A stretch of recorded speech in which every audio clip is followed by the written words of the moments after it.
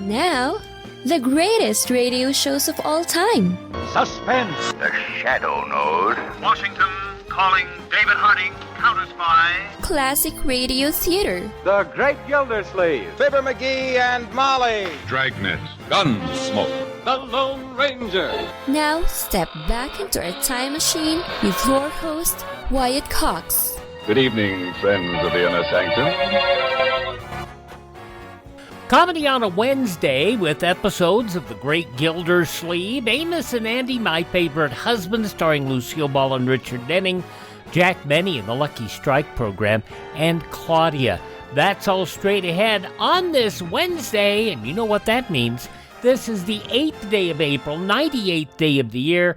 We have 267 days left in 2026. The first World's Fair inaugurated in Paris on this date in 1867. In 1893, the first recorded college basketball game in Beaver Falls, Pennsylvania in 1893. Longacre Square in Midtown Manhattan renamed Times Square after the New York Times on this date in 1914. 17th Amendment to the Constitution became law on this date in 1913. That required direct election of senators. Before that time, they were appointed by the states. The Works Progress Administration formed on this date in 1935 when the Emergency Relief Appropriations Act became law.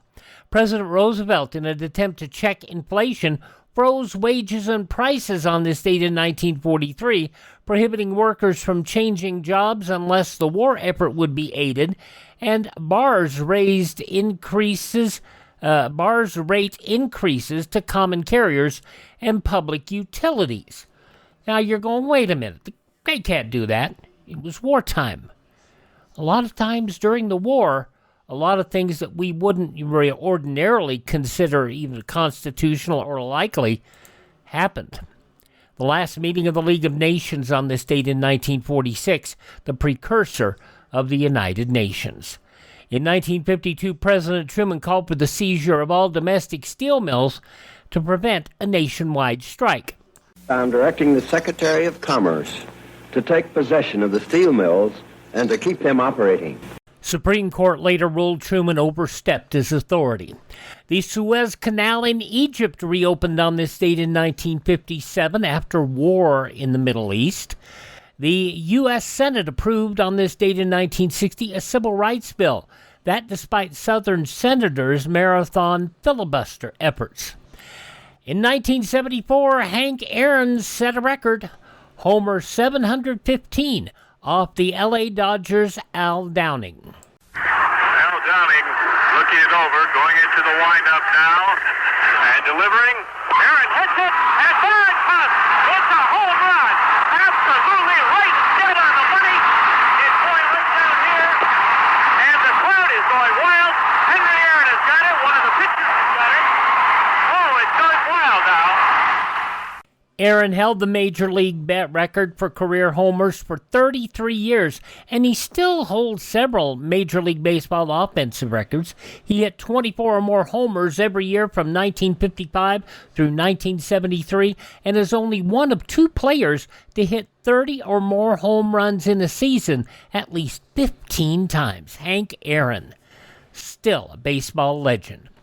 Frank Robinson managed the Cleveland Indians in his first game in Major League Baseball on this date in 1975, becoming baseball's first black manager. In 1985, India filed suit against Union Carbide for the disaster which killed an estimated 2,000 and injured another 200,000. It was on this date in 1986, the people of Carmel by the Sea, California, made Clint Eastwood's day. They elected him mayor. Dirty Harry's always been arguing with the mayor. He's always been fighting bureaucracy, and I guess in real life, I'm fighting bureaucracy too. Clint Eastwood entering politics on this date and being elected in 1986. In 1987, L.A. Dodgers executive Al Campanis resigned amid controversy over racially charged comments he made while on ABC's Nightline. In an emotional news conference on this date in 1992, retired tennis great Arthur Ashe announced he had AIDS. I didn't commit any crime. I'm not running for public office. I should be able to reserve the right to keep things like that private. Ashe told reporters he acquired it from blood transfusions during one of his 2 heart surgeries. He spoke of the unknown and the uncertainty. Since the day I found out in September of '88, what circumscribes and proscribes what I can do more than anything else is this feeling that I don't have much time. And I've got to try to squeeze whatever I want to do into a smaller period of time. And who wants to do that? It's difficult to make plans. Ashe would die less than a year later of AIDS at the age of 49, a tragic end to a triumphant story of a black man succeeding in what would be considered a white man's sport. It was on this date in 1994, Nirvana lead singer Kurt Cobain found dead in his home after shooting himself 3 days earlier. There's just so much corruption going on with the government, and the Reagan years have definitely set us back to where the average teenager feels kind of lost and there isn't much hope. They're still at least aware of the mistakes that our parents' generation has made. And I just think that it'll take a little bit of time for kids to start doing the duties that they're supposed to do, which is challenge things like corruption. That clip from an MTV interview caused a number of conspiracy theories to emerge, despite the medical examiner officially ruling his death a suicide. It was on this date in 2014 Windows XP reached its standard end of life, and it's no longer officially supported. There is a large community of people out there who are still running Windows XP. And we ran our automation computer here at the radio station on XP for a number of years past that. In fact, I think it was as late as 2022 that we were running Windows XP here at the radio station. It was on this date in 2015. Yohar Tsarnaev convicted by a federal jury on all 30 charges against him in the Boston Marathon bombing. Transit police officer Richard Donahue was in a shootout with Tsarnaev and saw him face-to-face during the trial. That's the guy that took lives and injured people and carried out a heinous, destructive act in the city of Boston. Tsarnaev sentenced to death a month later. It was on this date in 2020 Bernie Sanders ended his presidential campaign, leaving Joe Biden as the Democrat Party's nominee. And it was on this date in 2024 solar eclipse took place at the moon's ascending mode. It was visible across much of North America. And we were, it looked wonderful from here. Passing away on this date in history, elevator builder Elijah Otis, the man who made elevators common in many buildings. Spanish artist and sculptor Pablo Picasso, General Omar Bradley, contralto Marian Anderson, singer and composer Laura Nyro, who did such wonderful music. Her voice was good for a lot of it, but my goodness, the music she gave others to do for her was just amazing. Actress Claire Trevor also passing on this date. The man who founded Commodore Computers, Jack Tramiel, and actress and singer Annette Funicello, all passing away on this date in history. Birthdays of those who are no longer with us include actress Mary Pickford, skater and actress Sonia Henney, First Lady Betty Ford, jazz singer Carmen McRae, actor Edward Mulhare, baseball's Catfish Hunter, and comedian Shecky Green. All born on this date in history, they're now performing in a much larger lounge. Hi, this is Jeff Foxworthy. It is now time for the birthday announcements. The following people are now officially older than dirt. We start off with the fellow who played Earl Sinclair on Dinosaurs, or at least he was the voice of Earl Sinclair. He was also on a great TV show, not necessarily the news. Stuart Pankin is 80 years old today. She wrote a great song, Get Here, which was a hit for Oleta Adams.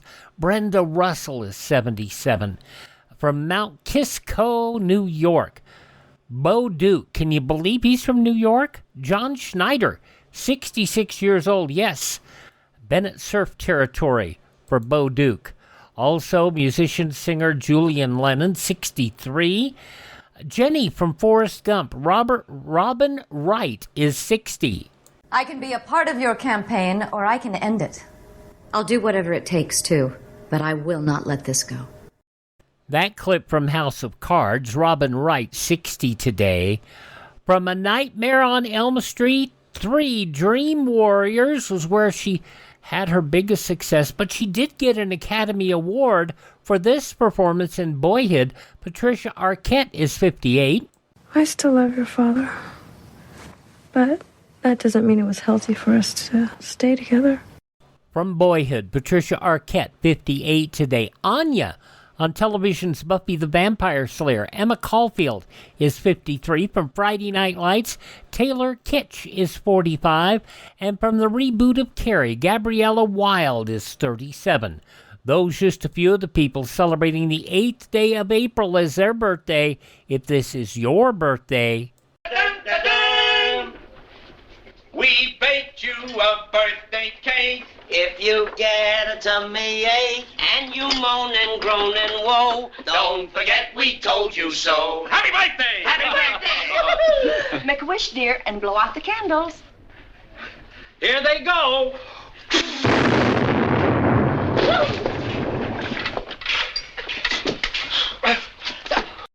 simplicity is power. You can take rolls of Rolaids, you can take handfuls of Tums, you can take over-the-counter medications, or you can take prescription medications. But if you've got acid reflux or other issues with your digestive system, why not make it simple?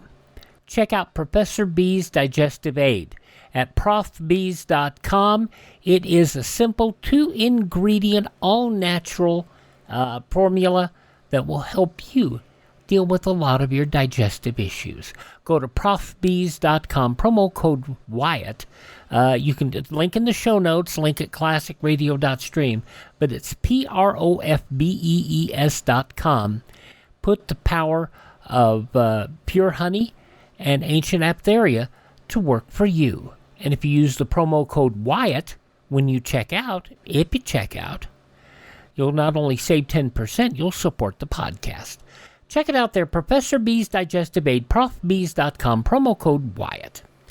I want to say one more thing about YouTube.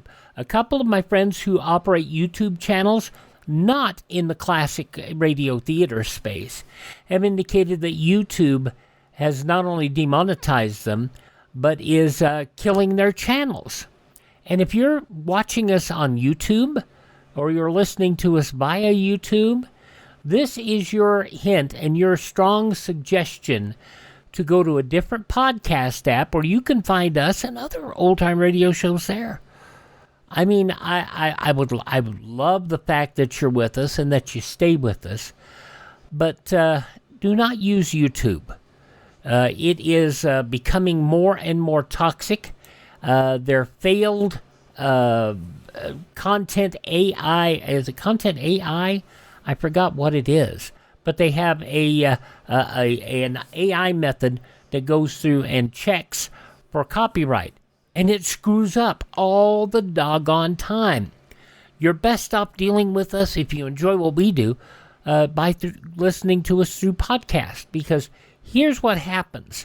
We have had over the past year about 3 or 4 episodes that YouTube has blocked because of their content system. Content ID, that's what it is.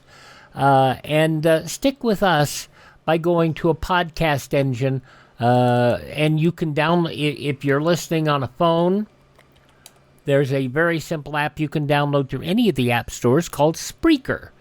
And you can find it at Spreaker. You can find us on even on the Audible app. You can find us there. You can find us on Spotify, iHeartRadio. That's Classic Radio Theater with Wyatt Cox, and you'll find us on those apps. And by that way, you're helping us make sure that not only do you hear all of our shows, but you hear them the way they were meant to be. Okay, we're going to check out we're going to check out Harold Peary here, going back 81 years, April 8, 1945, and the Great Gildersleeve, and that is next.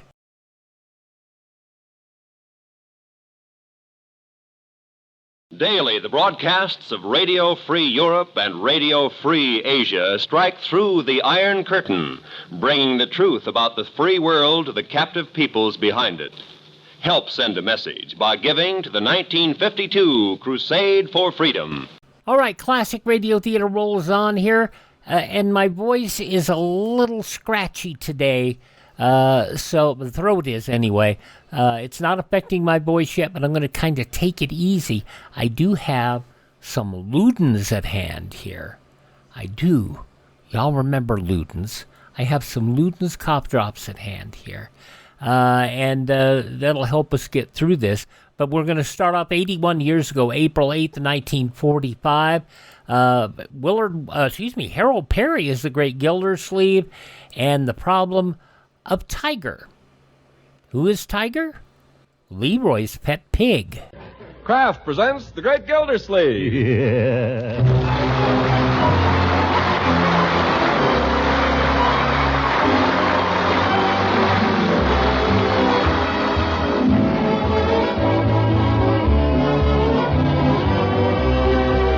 The Kraft Cheese Company, makers of Parquet margarine and a complete line of famous quality food products, presents Harold Peary as The Great Gildersleeve.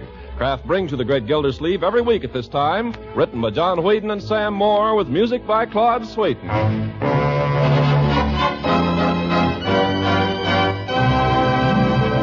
We'll hear from The Great Gildersleeve in just a moment. And that's our moment to tell you about a spread that tastes so good, it's a flavor first choice with millions of American families. It's that spread for bread with the fresh, delicate flavor, Parquet margarine made by Kraft. Once you've tasted Parquet, you'll find out why it's known coast to coast as the spread that always tastes so good. But don't just take our word for it. Get a package of Parquet margarine from the dealer who sells you Kraft quality food products. Let your own family be the judge of Parquet's fine, fresh flavor.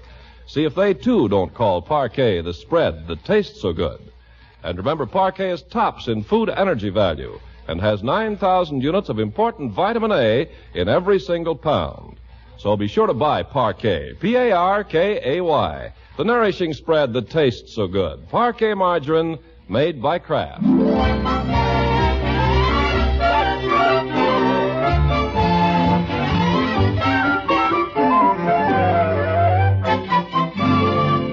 Now let's join Gildersleeve and his little family in Summerfield. Summertime and the living is easy. Bertie's in the laundry doing some ironing. But the rest of the family, well, they're all outdoors. And who wouldn't be on a day like this? The sun is bright, the grass is green, the earth is warm and good to lie upon. And Leroy's lying upon it, chewing a blade of grass and watching his uncle, who's out near the back fence building a pig pen for Leroy's new pet. Stop watching me, Leroy. And Marjorie, she's giving the pig a bath. Yes, sir, she's got a tin wash tub, and she's down on her knees beside it. Oh, there. Leroy, help, quick! We're helping, Leroy. Come on! He's slippery. Take it easy, Tiger. I won't let you drown. There, Tiger. What happened? He fell in. Listen, that's a valuable pig. It's not my fault. He squirmed. You better dry him off before he catches cold. Bertie, have you got a towel? Yeah, bring a towel, Bertie. Hey, you better let me hold him, Marge. Well, I've got him now. But he feels more comfortable with me. Well, be careful. You see, he knows me. Oh, he's shivering, the poor little thing. Oh, Tiger, are you cold? Well, you just snuggle up to Uncle Leroy. Here's a towel for him, Leroy. Oh, good. Nice and warm. I just ironed it. Here, hand him to me, Leroy. You know how to hold him? Well, I should. I held you when you were 2 days old. Gave you a bath every day till you was 5. And he hasn't had a bath since. Very funny. Here, Bertie, grab him. Come here to me, Piggy. Come here to Bertie. Look at him. Ain't he cute? So little and round. Look how he wrinkles up his snout. Would you? Oh, I love his skin. It's so pink. And look, it's baggy in the seat. Well, what's going on here? We just gave the pig a bath, Unc. Well, how'd he like it? He hated it. Yeah, I could have told you that. How you come with the pigsty, Miss Gilsey? Pigsty? Well, it turned out to be more work than I anticipated, Bertie. Very difficult wood. The nails refused to go in straight. But after all, it's only a pigsty. We ought to make it a deluxe pigsty. Maybe we could paint it white, colonial maybe, with a little striped awning out in front for him to lie under. Marjorie, we're going to have a spoiled pig on our hands if we don't watch out. That pig has got to learn to fend for himself. Let him learn his responsibilities early in life. After all, I was only 13 when my father took me aside and said... Hey, Cheese, it's the police. Huh? Where? It's Chief Gates. Well, hello there. Oh, hello, Chief. What have we here? A pig. So I see. His name was Tiger. Tiger, eh? What's on your mind, Chief? Well, as a matter of fact, it's in regards to the pig. Oh? What about it? I don't like doing this, Commissioner, but, we've had a complaint. A complaint about what? About you keeping pigs. Listen, who made that complaint? That is neither here nor there. Well, I want to know. I'm sorry, Commissioner, but I'm not at liberty to divulge the name. Oh, you're not? Well, look, Chief, I'm a taxpayer here, and if a charge has been made against me, I have a legal right to know the nature of the charge. The charge is keeping pigs. It's against the zoning restrictions. Zoning restrictions? I never knew they had any. Uncle Mort, what does he mean? Well, as I say, I'm just as sorry as I can be, but I'm afraid the pig will have to be disposed of. Uncle Mort, you aren't going to let them take... Just a moment, children. They can't take my pig, Unc. They can't. Now, Leroy. Why, I raised that pig from a baby. Come here, Tiger. Well, you see how it is, Chief. The children are very fond of it. Commissioner, I'd sooner cut off my own right arm, but the law's the law, and the law is no pigs. He's not a pig. He's a pet. In the eyes of the law, he's a pig. Well, listen, why don't you mind your own business? Leroy. Yes, why don't you do something useful instead of coming around and bothering people about their pigs? Why, Marjorie. Now, kiddies, I want you to understand this is none of my doing. It is so. Now, let's be reasonable, Sonny. When you come right down to it, what real difference does it make to the pig whether you eat him now or 6 months from now? Eat him? Why, sure. Never heard of roast suckling pig? Why, it's delicious. You'll like it better than turkey. Don't let him do it, Unc. Don't let him do it. Now, Sonny. You kill my pig and I'll kill you. Leroy. I will. I'll get it done and I'll kill you. Leroy, that's the chief. I mean, don't get upset. You just go in the house with Marjorie and let me handle this, my boy. Take him inside, my dear. Come on, Leroy, let's go. Let go of me. Come on, Tiger. We'll run away. Well, gosh, Commissioner, I didn't mean to start anything like that. Well, you have started it. What's more, I'm not going to get rid of the pig. This is my property, Chief, and I'll keep pigs here if I want to. Now, there you're putting me in a very difficult position, Commissioner. Much as I dislike to, I'm afraid I'll have to get a court order. Okay, you get it. Go ahead. And when you do, you tell them I'm going to fight it. Yes, by George, I'll fight this thing all the way to the Supreme Court and back again.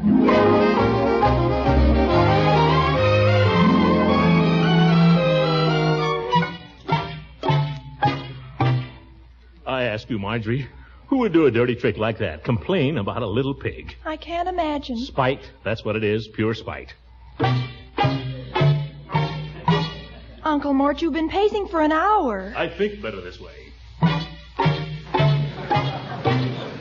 Where's Leroy? Up in his room. Probably crying his eyes out. The poor kid. By George, I'd like to know who turned in that complaint. Wonder if it could have been Mrs. Pettibone.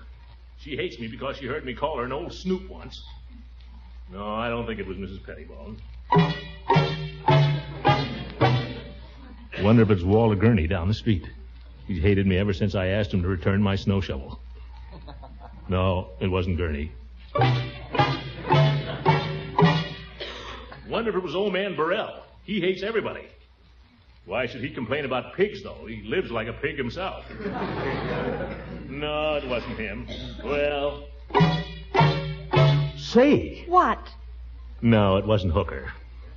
But whoever it was, I know what I'm going to do. What? What are you going to do? It's simple, and it'll stand up in any court in the land, or I'm no lawyer. But what is it? Marjorie, who is our nearest neighbor? Why, Mrs. Ransom. Correct. Leela Ransom. She lives right next door, closer than anybody to us. But does she object to the pig? No. But I still don't If see... anybody has a right to complain, she has, right? But, Uncle Mort, I still don't... Answer my question. Am I right? You're right. Very well. I simply get Leela Ransom to sign an affidavit to the effect that the pig is no nuisance to her, and that's all there is to it. If she doesn't complain, how can anybody else? Oh, Uncle Mort, you're so smart. That's a wonderful idea. There's just one hitch. What's that? I think Leela hates me, too.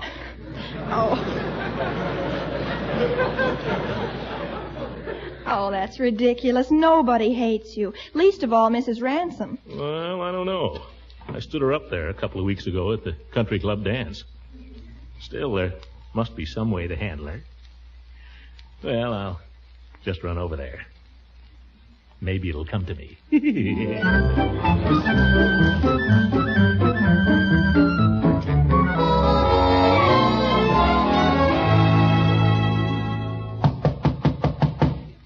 Yeah, this is going to take a little handling, I guess.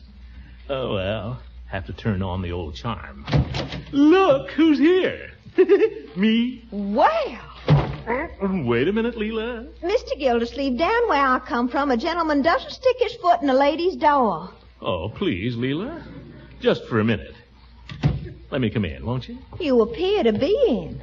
I was expecting another gentleman. I wouldn't have even gone to the door. But now that you're in, I suppose I shall have to be civil to you, being from the South. Oh.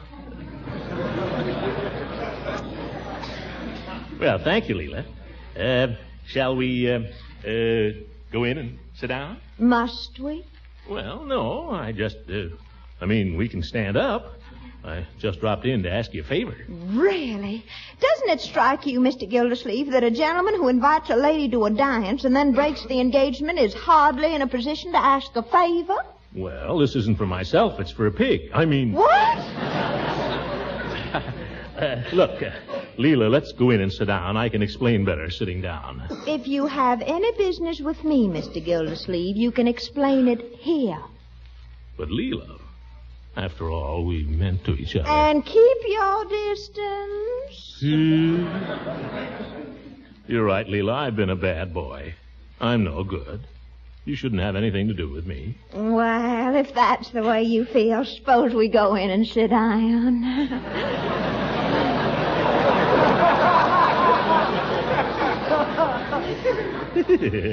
Now we're getting someplace. Well?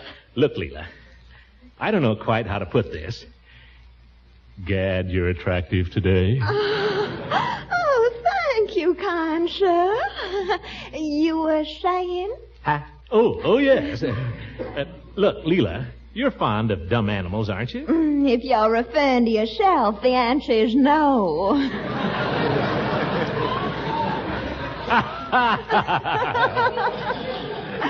Oh, very good. Yeah. Leela, be serious, won't you? Oh, not terrible. Go on, Throckmorton. Well, some dirty so-and-so has made a complaint about my pig. Really? I thought if you'd be willing to testify that it's a nice pig and no trouble to anybody. Really, Throckmorton, I've had some strange requests in my life, but this is the first time I've ever been asked to endorse a pig. Well, it really wouldn't be any trouble. Mr. Gildersleeve, it might interest you to know that it was I who made the complaint about the pig. You? Certainly. I might have withdrawn it if you hadn't come over here with all these mealy-mouthed compliments, telling me how attractive I am when all the time you're thinking about a pig. All that charm gone for nothing. All right, we'll go to law.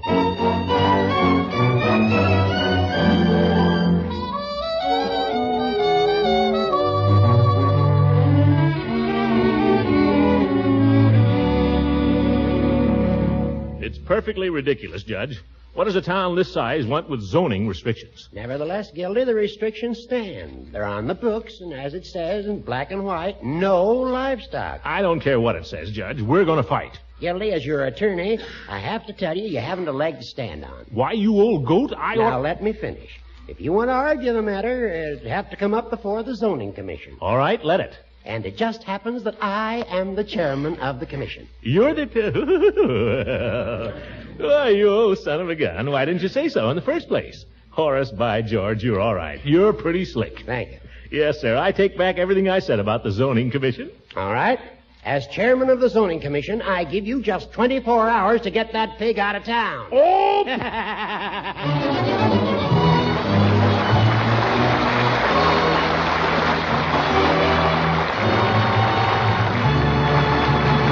Great Gildersleeve will be with us again in just a few seconds. A grocer friend gives us some good advice we'd like to pass on to you.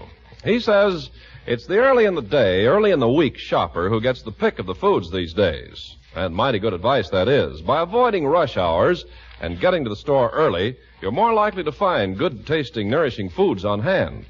Take Parquet margarine, for example. Parquet is in big demand everywhere. And that's to be expected, of course, because Parquet is the spread that always tastes so good. Parquet is economical, point-thrifty, high in food energy value, and fortified by Kraft so that every pound contains 9,000 units of vitamin A. So no wonder more and more people keep asking for Parquet. Tomorrow, then, shop early for Parquet. Parkay, the nourishing spread that tastes so good. Parquet margarine made by Kraft.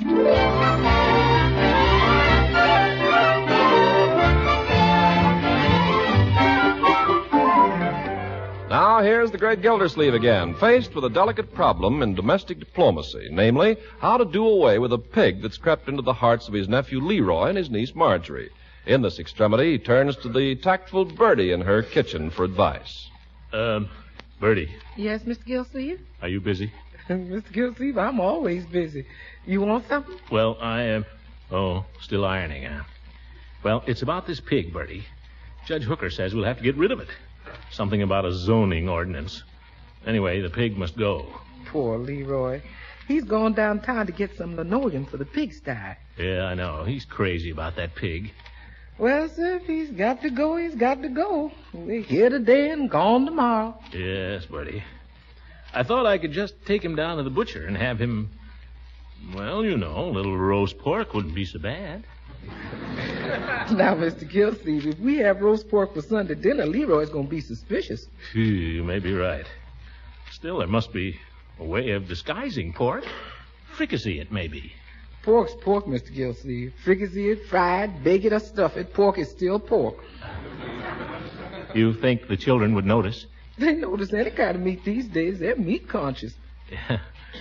Well, what if I had him, what about sausage? They ain't know where sausage comes from, too. Well, confound it, Bertie. I've got more than $15 tied up in this pig. I just can't throw it away. Maybe you could sell him to the butcher. That's a good idea, Bertie. Or trade him, maybe, for some lamb chops. By George, I'll call him right away. What's the fellow's name? Mr. Belden at the Reliable Meat Market. Belden? I think I got in a row with him once. Yes, sir, you called him a robber. I better try somebody else. He's the only butcher in town now, Mr. Gildersleeve. All right, then I'll try Belden. Only I won't tell him who I am. Yeah. What's the phone number there, Bertie? 3418. 3418. 3418. Bertie. Yes, sir. Let me know if Leroy comes in. I don't want him to hear this. Yes, sir. I'll let you know if he comes this way. Hello, is this Mr. Belden? This is one of your good customers, Mr. Belden.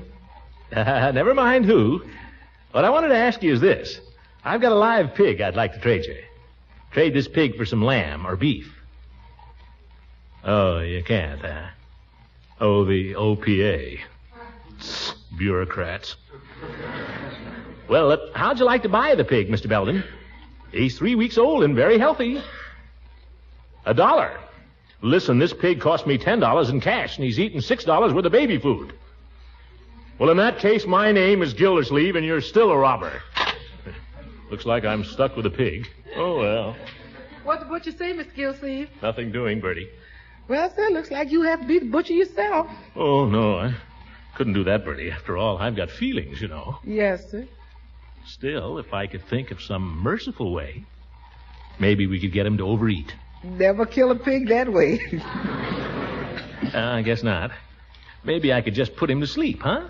Say, chloroform. Put him in a nice sleep, and that's all he knows. What do you think, Bertie? Well, if it was me, I'd rather be shot than take chloroform. I don't like the smell. I'd rather take chloroform than be shot. I don't like the noise, Bertie. Okay, Mr. Gildersleeve, it's your pig.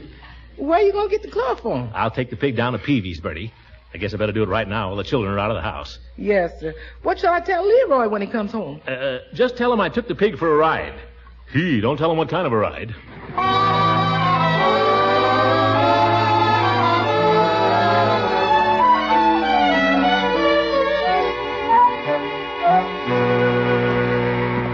Well, Peavy's got his screen door up.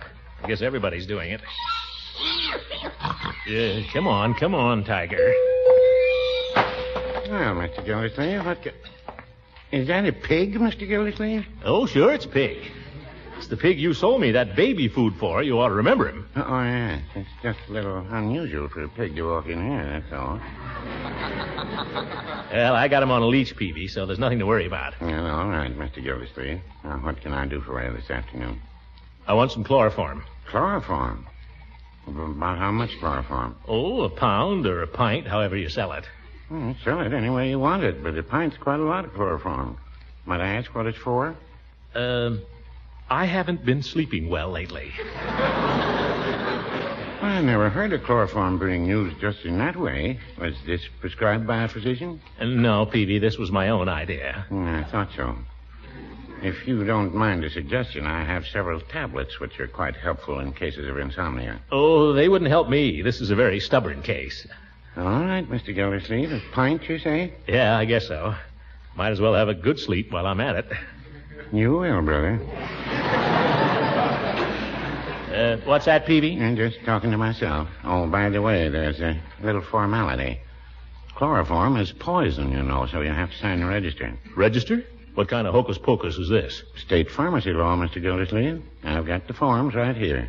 It's in case any crimes are committed and so on. Well, I'm not planning to commit any crimes, Peavy. Oh, I'm sure you're not, but it's a regulation. Anytime I sell poison, I have to fill this out. Let's see. Date and the time. Seems to be about 2:45. No, 2:47. Oh, hurry up, Peavy. You don't have to have bull of a watch time. Well, it might be very important if the crime is committed at 2:45. There isn't going to be any crime. All right, Mr. Gildersleeve. Name of poison, chloroform. Amount, 1 pint. Now, purpose for which poison is purchased. Suppose I say purchaser needs it for insomnia. Yeah, that's all right. You just sign it here. Sign it? Yes, sir. That's the law. Well, I don't like this, Peavy. Suppose I don't use all of it for insomnia. Well, what else could you use it for, Mr. Gildersleeve? Nothing. Well, if you have some left over, just throw it away. Sign right here. What if I don't want it for insomnia at all? Well, then what do you want it for? The pig. I have to get rid of the pig, Peavy. I thought chloroform would be the kindest way. Oh, I can't let you have chloroform for that, Mr. Gildersleeve. Why not? That would be murder. No, it wouldn't, Peavy. The law says I can't keep the pig. The law says I can't sell poison for animals either. What about Beckman's pharmacy, Peavy? You think they'd let me have it? No, Mr. Gildersleeve, I don't. Beckman's pretty low, but I doubt if he monkeys with the poison law. Well, darn it, then. What am I going to do? I really couldn't say, Mr. Gildersleeve. Just have to go off somewhere and shoot the animal, Peavy. That's what. And it's all your fault for taking such a narrow view of the law. Well, no, I wouldn't say that. Well, it's a fact, Peavy. Here, you hold the pig while I make a phone call. Why should I hold him? Because there isn't room in the phone booth for me and the pig. Wait a minute. You make the phone call for me, huh? Who do you want me to call? Well, I don't want to do this dirty work all by myself. Thought I'd call Floyd Munson and see if he wants to go along. Oh, Floyd's just the man. Oh, Tiger, what's the matter? Did I step on your little tail? I'm sorry, Tiger. Nice, Tiger.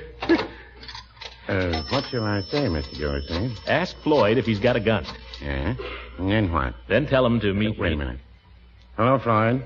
Peavy. Have you got a gun? Says he has. Oh? All right. Ask him if he can get it and meet me, let's say out at the reservoir in half an hour. Floyd, would you care to get the gun and meet Mr. Gildersleeve out at the reservoir in half an hour? Mr. Gildersleeve and friend.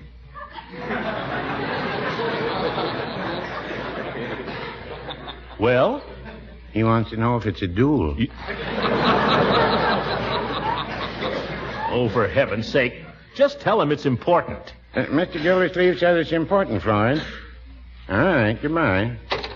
You'll be there, son. Good. Thanks, Peavy. Well, come on, Tiger.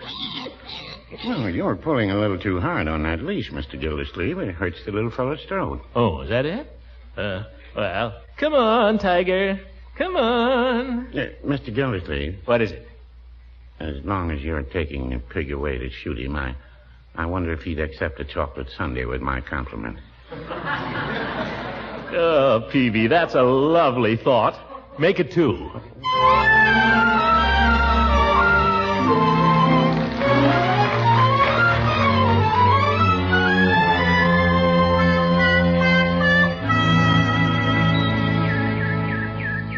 Well, that's about the size of it, Floyd.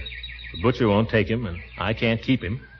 Only way I can get any good out of him is to do away with him myself. Yeah, I see what you mean, Miss Gildersleeve. Down, Tiger. Say, you got him pretty well trained. Oh, yeah, very intelligent pig. As pigs go, of course. I guess the kids will miss him, huh? I'll have to tell the children that he ran away. Yeah, that's very smart. Hey, wait a minute. What do you say when the pork chops show up? Well, I have to hold them back for a while. But where are you going to hide the corpse? Judge Hooker's got a deep freeze cabinet. Put the meat in there till this all blows over. Yeah, that sounds okay. Well, what are we waiting for? Huh? Oh, you got the gun? Gave it to you. Oh, yeah. Thought my coat was getting a little heavy on this side. 45, isn't it? Yep. He'll never know what hit him. Oh, I wonder where I should, where's his heart? You don't want to shoot him in the heart. Spoil too much meat that way. Well, then where? I don't know. It's all good stuff, even the feet. Did you ever eat pickled pig's feet? No. Nice with coleslaw. I guess the best thing is to let him have it right between the eyes. Yeah, I guess so. Well, go on, plug him. We don't want to be out here all night. The wife gets a little ugly if she has to hold up supper. Well, come here, Tiger. Don't look at me like that, Tiger. What's the matter? He looked right at me as if he knew what I was going to do. Maybe he does. Animals are funny that way. Did you ever read that story, Black Beauty? Horse knew the bridge was out. Yes, I remember. Well, this thing all cocked and ready, isn't it? Yep, ready, aim, fire. That's all there is to it. All right. Now, Tiger. Look out! Tiger, you must never jump on a man with a gun in his hand. It might go off. Now, stand still, Tiger. Now you got him. He's looking at me again. Those sad blue eyes. Oh, he ain't really sad, Mr. Gildersleeve. He thinks you're playing with him. I wish I was. I don't think I can go through with this, Floyd. Oh, come on. You're not doing anything wrong. Pigs are made to eat. I know. He's lucky to get knocked off early before he knows how much fun he's missing.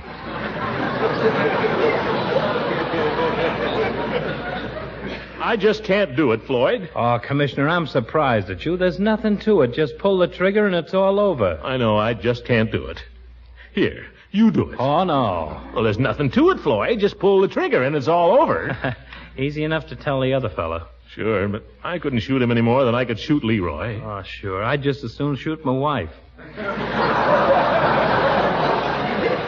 Sooner, maybe. And that reminds me, what are you going to do with this pig? I don't know. Say, why shouldn't I give him back to your cousin? Let him live on a farm. He'd be better off there. Oh, sure. Why, certainly. Leroy can go out there and visit him every weekend. It'll be wonderful. Leroy will be happy, the pig will be happy, everybody will be happy. Why didn't I think of that before? Hey, Commissioner. What is it, Floyd? You understand there'll have to be a small charge for boarding the pig. Boarding the pig? How much? Well, I guess $2 a week would take care of it. $2? You want the pig to be happy, don't you? All right. Well, I'm right back where I started. I'm out $20. I haven't any bacon. I don't own the pig. And I'm paying $2 a week for his board. How do I do it? Good night, everybody.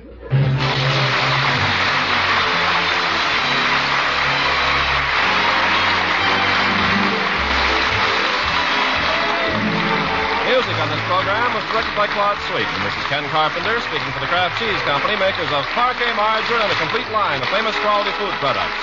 Kraft invites you to listen again next week for the further adventures of the Great Gildersleeve.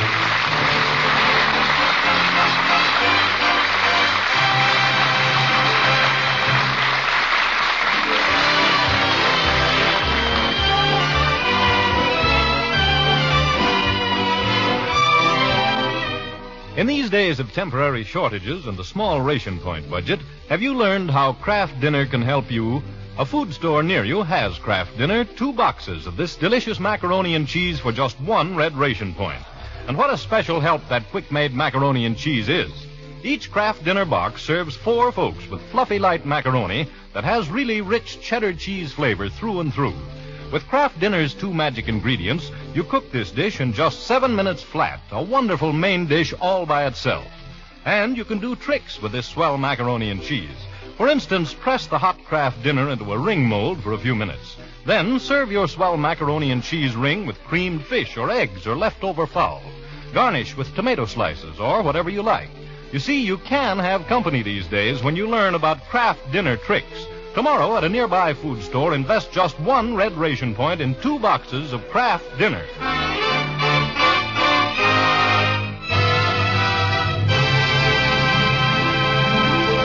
This is the National Broadcasting Company. There you have it, 81 years ago, April 8th, 1945, the Great Gildersleeve on Classic Radio Theater with Wyatt Cox. Let's go up 2 years to 1947. Freeman Gosden and Charles Correll, Amos and Andy, and they are next.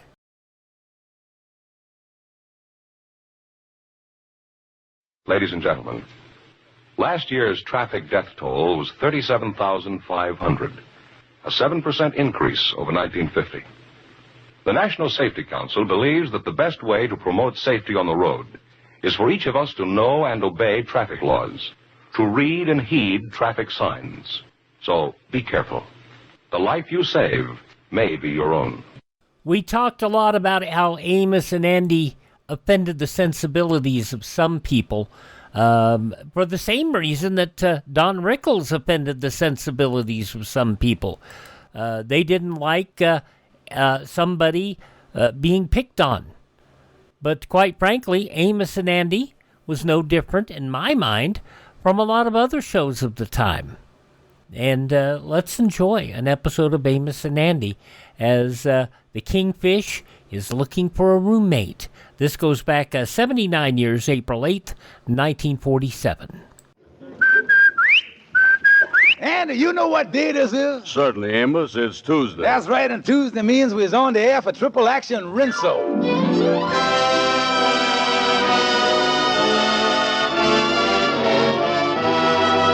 Yes, sir, Rinso, the soap that gets clothes Rinso white and Rinso bright, brings you the Amos and Andy Show. A full half hour of entertainment with all the Amos and Andy characters, plus Lud Gluskin and his orchestra, and those famous Delta Rhythm Boys.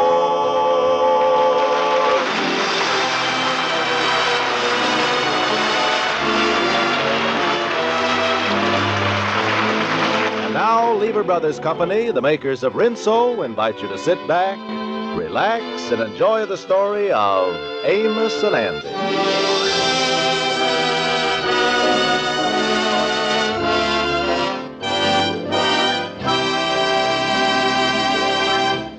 There comes a time in every woman's life when she decides that her home needs improving.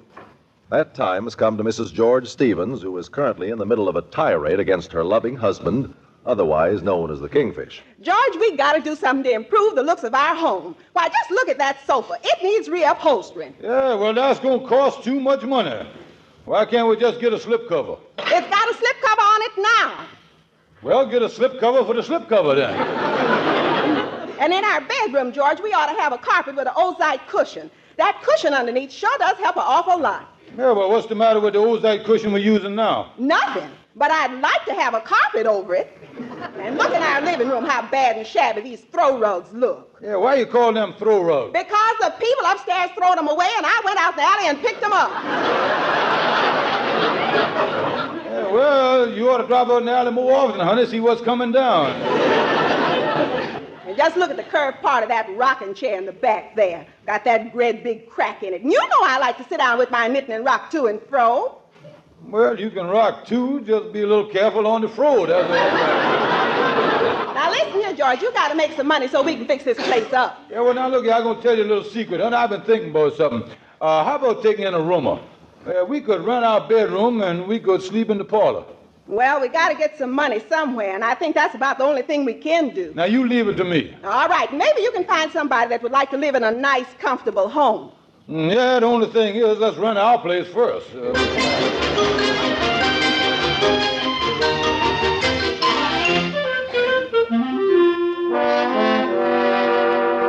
like I say, Henry, me and my wife has decided to take a roomer in the house. That's a charming idea, Kingfish. The Stuyvesant Peabodys done that very thing themselves. It was quite an experience. Oh, it was, huh? Oh, yes. A very handsome man rented the room on the first of the month. And mind you, 5 days later, he ran off with Mr. Peabody's wife. Yeah, well, did Mr. Peabody go to the police? Oh, no. The man was paid up for a month in advance. By the way, Henry, do you know anybody that wants to rent a room? Well, let me see. Yes, I could get you the DePeisters. There's the cream of high society, you know. Well, we don't want but one person in the house, though. Well, come to think of it, your location is over 6 blocks from Mr. DePeister's place of business. Yeah, well, 6 blocks ain't far. Yes, but it's pretty far for Mr. DePeister to walk after a hard night setting up them pins in the bowling alley. Yeah, well, now, I won't rent the room to somebody that won't give us no trouble. But how about your friend Andy? You could get him to give up his room over at Sadie Simpson's place and move over with you. Oh, no, Henry. He'd never give up that place. He got his gal's telephone numbers written all over the wall there and everything. Yes, I guess the only way you could get Andy out of his room is by having the building tore down. Yeah, I guess that, say, Henry, that give me an idea. I believe I'll go over and see Andy. I wonder if he would pay his room rent on time, though. Well, your wife would be right there. During the night, when she goes through your pants pockets, let her go through Andy's, too.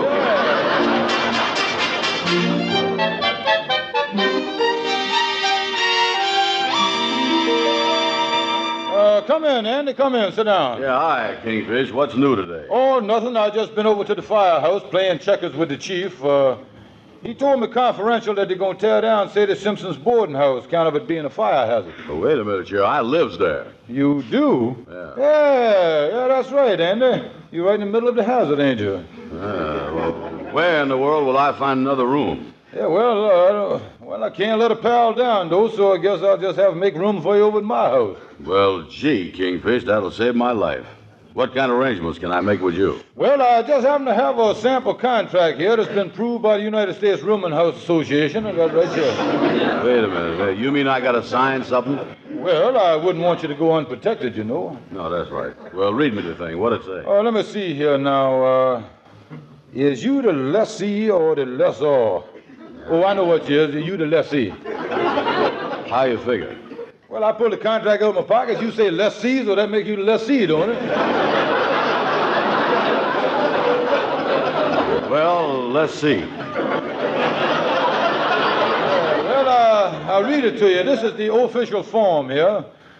Say here, I, George Stevens, hereafter known as the landlord, hereby leases one room to Mr. Blank, hereafter known as the roomer. Mr. Blank gonna be in the room with me? No, Mr. Blank ain't nobody. You mean he's a bum? No, Mr. Blank is the same as John Doe. Oh, yeah, I've heard of him, all right. He's that fellow they make checks payable to. Yeah, but John Doe is not alive. And he gonna be in the room with me? No, we just use Doe as an example. I'd rather have Blank in there with me. That's who I had down here in the first place, you see, Blank. Yeah, well, who's going to get this room now? Because they're tearing down the building where I live, and I got to move, you know. Well, just before you sign this, your name goes in where Blank is. He's out, you see. Yeah, well, maybe Blank and John Doe can double up and find a room somewhere else in town. Andy Blank was nobody to start with. Well, then I don't blame you for not having him in the house then. And I certainly ain't going to worry about John Doe. He's dead. Well, listen, must I read you any more of this, or is the whole thing clear to you? Yeah, well, how much is the rent? $5 a week. Nothing doing, Kingfish. Listen, this whole thing sounds fishy, you know it? Well, I'm going to tell you the truth, Andy. I'm trying to get a room at my house there to make some money to fix up the joint. I don't think nobody going to be dumb enough, though, to move into my place as bad as it looks over there. Yeah, that place is pretty bad, all right. Oh, I tell you, Andy, nothing seems to work out for me no more. Every year about this time, I just get down in the dumps. Well, I know you do, Kingfish, but things usual comes out all right for you. Just remember. Though April showers may come your way, they bring the flowers that bloom in May. So if it's raining, have no regrets, because it isn't raining rain, you know. It's raining violets, and where you see clouds up on the hill, you soon will see crowds of daffodils. So keep on looking for a bluebird and listening for his song whenever April showers come along. I'm singing in the rain, just singing in the rain. What a glorious feeling, I'm happy again. I'm laughing at clouds so dark up above. The sun's in my heart and I'm ready for love. Let the stormy clouds chase everyone from the place. Come on with your rain, I've a smile on my face.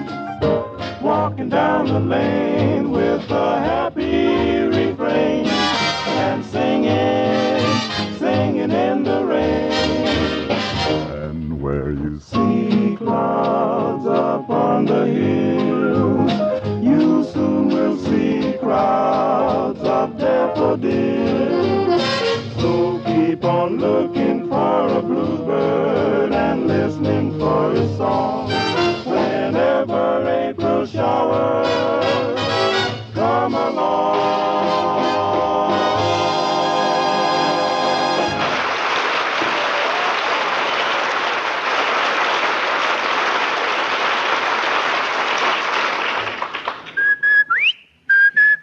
Rinse so white and rinse so bright. I thank my lucky stars for that cheery rinse so white bright whistle. It taught me I could get dazzling wash day results every time with Rinso. Yes, ma'am. Rinso gives a wash that's tops in whiteness and brightness. For Rinso has a triple action formula. That means Rinso gives you a special soapy-rich base, an amazing suds booster, and a marvelous grease chaser. Rinso's soapy-rich base makes deep driving suds that get out stubborn dirt fast. Rinso Suds Booster means heaps of suds even in hard water. And Rinso's Grease Chaser goes after grease and grime. Helps prevent yellowing of clothes, yet is easy on hands. So ask for Rinso for a dazzling wash. A Rinso white wash. With ease. A Rinso bright wash. With safety.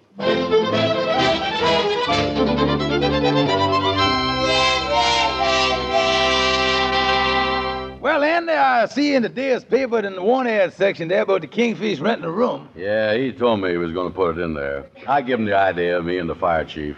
Yeah, hit this right here. I cut it out. But let's read the thing. Let's hear it. Well, I see here on the first line, room for rent in Lovely Home. Lovely Home. You show that's the Kingfish's ad? Yeah, well, his place do need a little fixing up, I admit that. Fixing up. Some of them rugs he got laying around the living room is so thin that every time the Kingfish's wife runs the vacuum over them, it sucks them up, and she's got to dig them out of the bag. Oh, them rugs is pretty well shot, all right. I'll say they is. They got more fringe in the middle than they got around the edge. Read some more of that ad. Yeah, well, see here, room for rent, Lovely Home, someone who will fit in with congenial couple. The only one that would fit in with them would be a referee. Then I say here, apply between 3 and 4 p.m. Yeah. Come in, Kingfish. Yeah, we're just reading your ad here. Yeah, well, boys, me and Sapphire want to rent the room. Yes, huh? Tell me, what kind of a room you want to get a hold of? Oh, one that's quiet, clean, neat, don't move around much, don't play the radio, and don't snore.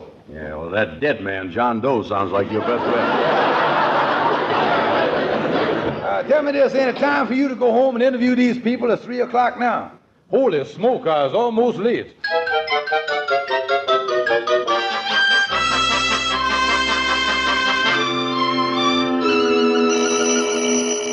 Sapphire, there's the doorbell now. Is the house all clean? The house is spick and span. Now let's pick a good roomer so we'll all be happy. Right. Well, you lucky folks, look me over. Your new roomer is here. Folks, folks, the only thing I gotta have is a stall shower. And when it comes to paying the rent, I use a stall there, too. Well, you see, Mr. Me and my pal will be very quiet in here, won't we, pal?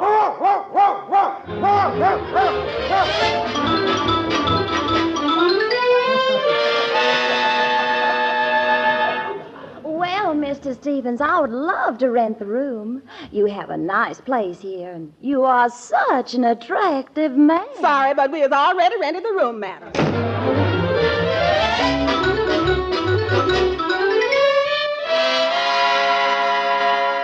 Oh, Sapphire, this man's got a badge on. Wait a minute. Come in, sir, come in. Well, how do you do? My name is Hancock. I'm from the OPA. The OPA, yes, sir. Glad you dropped by. Ain't nothing wrong here, mister. Well, what are you charging for this room you're advertising? Charging? We is way below the ceiling, the floor, and everything else.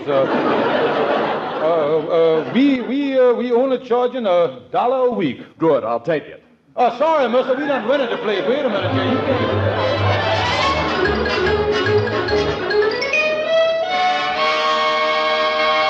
Well, Sapphire, I think that this girl here can have the room, can't you? It's all right with me. Oh, well, now, how about kitchen privileges?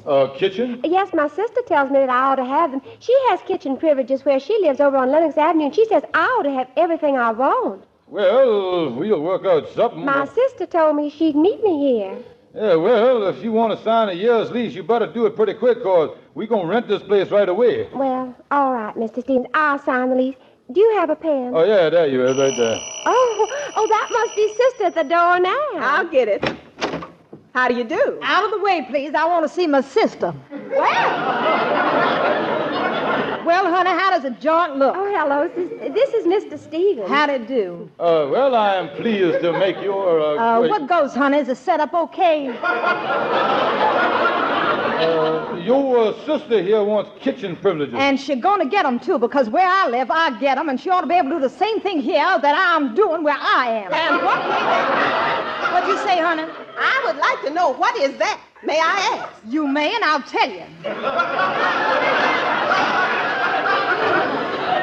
I got the privilege of hanging up my stockings in the bathroom, my unders in the kitchen, and my cottons in the living room, and I want my sister to be able to do the same thing. Yeah, your sister signed a lease with us, and I don't think that stuff is in the lease. We got an OPA that'll take care of people like you. I've already signed the lease for a year. Then we got them just where we want them. Come on, honey, let's go get your stuff.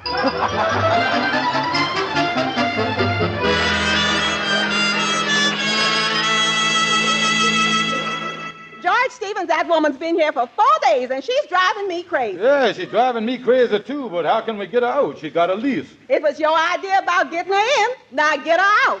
Okay, honey, I'll go over to see my lawyer, LaGuardia Stonewall, right now.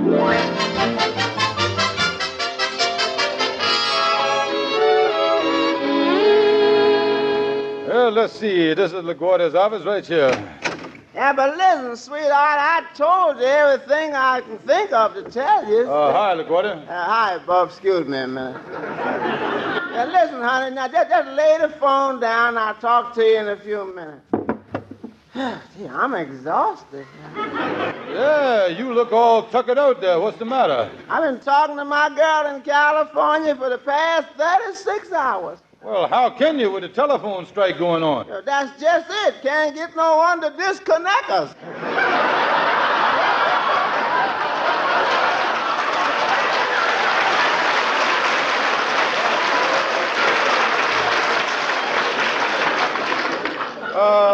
Listen, look. Yeah, you got me that time, bud. Listen, LaGuardia. I got a woman in my house that's mean, the woman is irritating, and the woman is making life miserable. Yeah, I know, Bob. I met your wife. No. Look, LaGuardia. This is another woman in my house that's making my life miserable. Oh, now I get you. Yeah, a bigamy case, huh? No, listen to me now. Now, open up your ear there. Look out. One of the women is rooming. The one woman is rooming there, you see. Now, just tell me how I can get rid of the roomer. Well, my landlord had a case just like that. Yeah, well, what'd he do? He might give me an idea. He handled it very smart. Yeah, he asked me as a personal favor if I would write him out a legal eviction notice, and I read him up one that was really foolproof. Yeah, did he serve it all right? Did he? I had to sleep on a park bench for 3 nights. Look here, this gal that I'm talking about that's rooming there has got a sister that comes over and keeps telling her what to do. And she does everything that crazy sister tells her to do. Take advantage of the household, huh? Oh, yeah. Yeah, hangs up a washing around the place.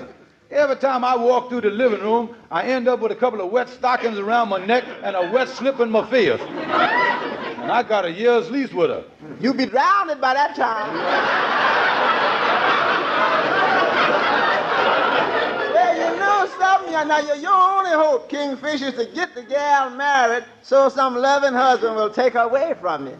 Say, that give me an idea. I'll see my good bachelor friend Andy Brown right now.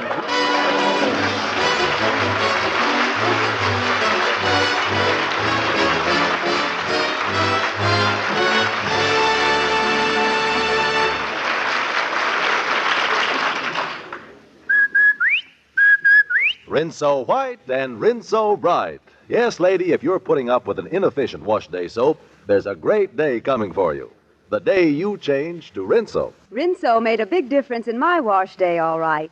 Why, with Rinso, even Jack's greasy, grimy work clothes come spanking clean, without boiling or hard scrubbing. Just an easy soak in a Rinso suds. A few finger rubs on the worst places, and presto, my clothes look wonderful. White things are snowy white, and washable colors stay bright longer. Yes, some Rinso safe and Rinso speedy, thanks to its famous triple action formula that gives you a special soapy-rich base, an amazing suds booster, and a marvelous grease chaser. Ask for Rinso for a dazzling wash. A wash that's Rinso white and Rinso bright.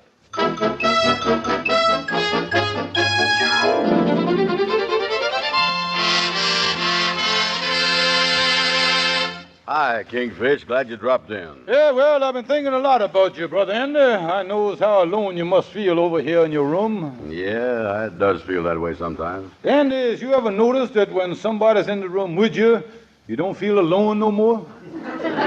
Yeah. Why is that? Human nature, Andy, human nature. Yeah, you know, with a wife here with you, it'll be a wonderful thing. You ought to get married, Brother Andy. Why, Kingfish? Well, for one thing, when you dies, it would be pretty sad without a wife. Just think of your funeral. You laying there dead, nobody to cheer you up, you see that? Yeah, I guess that's one time I need cheering up, all right. Oh, every funeral needs a feminine touch. Nice wife around throwing flowers on your grave, something to add life to the thing, you know what I mean? Yeah, I don't want my funeral to be no flop. Oh, no. Well, I don't think about getting married, Kingfish, but where would I find a gal that'd throw flowers and all that stuff? Well, now, there's a cute gal that's been living over at our house about a week. You mean that gal that keeps her washed up on the piano? Oh, she's a darling, Andy. Well, she ain't bad. I've seen her at a distance, but that sister of hers would drive me crazy. No, Kingfish, I don't want to get married. I'm going to break down and tell you the truth, Andy. I want to get that gal out of my house. Yeah, well, hello, Shorty. Come in, Shorty. How is you? Oh, well, I'm doggone. What's cooking? I didn't expect it. You could. Hi, fellas. Look here, Shorty. Me and Sapphire is having a lot of trouble with a rumor at our house, and I thought you might know some way of getting rid of rumors. Well, the landlady where I live once tried to get rid of me. Her husband would come in my room 3 or 4 times during the night and beat me up and throw me down the stairs. He would beat you up and throw you down the stairs 3 or 4 times a night? One night he started at midnight and he beat me up every 30 minutes until daybreak. Yeah, well, how could you stand it? Well, I wasn't working and I could sleep late in the morning. Well, listen, Shorty, the Kingfish wants to get rid of a rumor, but he can't beat her up. But I'm living in a wonderful place now. But I got to get out. The Board of Health come around yesterday and said it's against the law for so many people to be living in one room. How many people living in it, Shorty? Only 7 others. 7? The Board of Health claims it was 9, but they was counting the 2 fellas that's living in the closet. Oh, yeah. You can't count them. Shorty, you just give me a great idea. Now, listen, Andy, you ain't met the gal yet. Now, look here, Andy, you is going to be the health inspector. We is going over there, and you is going to tell her that the place is too small for 3 people to live, and she got to move out. All right, I'll help you. I'll even spray myself with DDT so I'll smell official.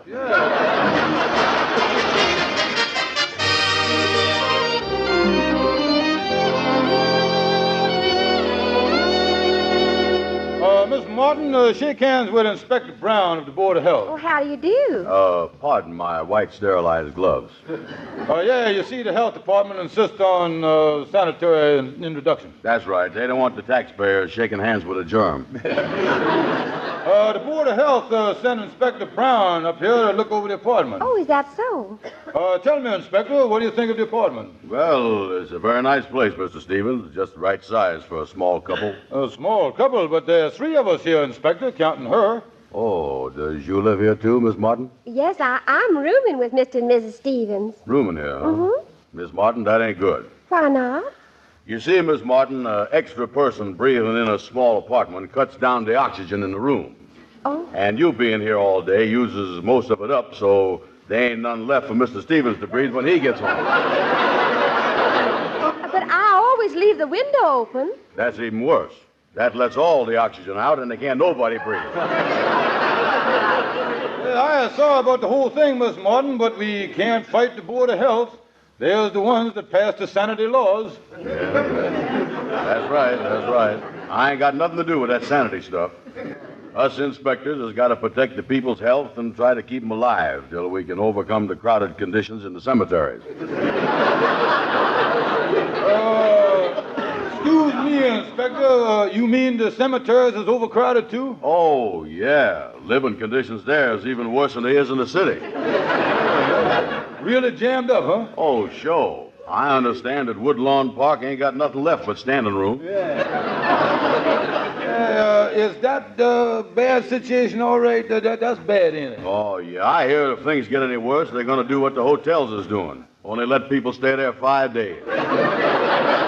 Well, my sister said... Well, now, listen, I am sick and tired of hearing about that sister of yours. It's too bad, Miss Martin, but this matter comes under the laws of the Board of Health, and I'll have to order you to move. To move? Yeah, I'm sorry, but there ain't nothing I can do about it. I is only an inspector. I'm not going to do anything until I talk to my sister. Yeah, well, this is an official order from the Board of Health.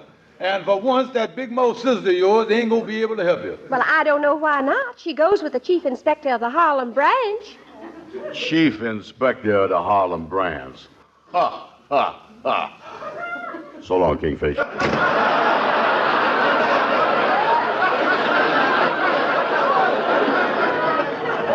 Well, now, Miss Martin, another thing that's more important than any of this, I just come from seeing my lawyer, and he tells me, according to the lease, I is allowed to raise your rent. Raise my rent? Yeah, so from now on, instead of paying $5 a week, you will have to pay $10. Oh, but Mr. Stevens, I can't afford to pay that much rent. Well, then you'll have to make other arrangements. But it'll take a little time to make other arrangements. Oh, there's no rush. Take all the time you want. Take till 6 o'clock tonight. Go right ahead.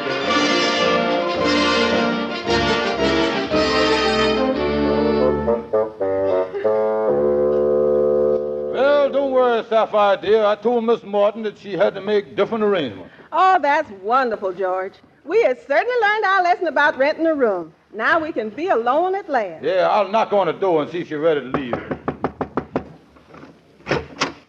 Pardon me for protruding here, but is you done made arrangements about getting out? Well, Mr. Stevens, my sister went out to find me a room. You know, I'm waiting for her to come back right this minute because I just can't afford to pay $10 a week. Yeah, well, she can find a lot of rooms in town that... That must be my sister now. Will you let her in? Yeah, I'll get the door.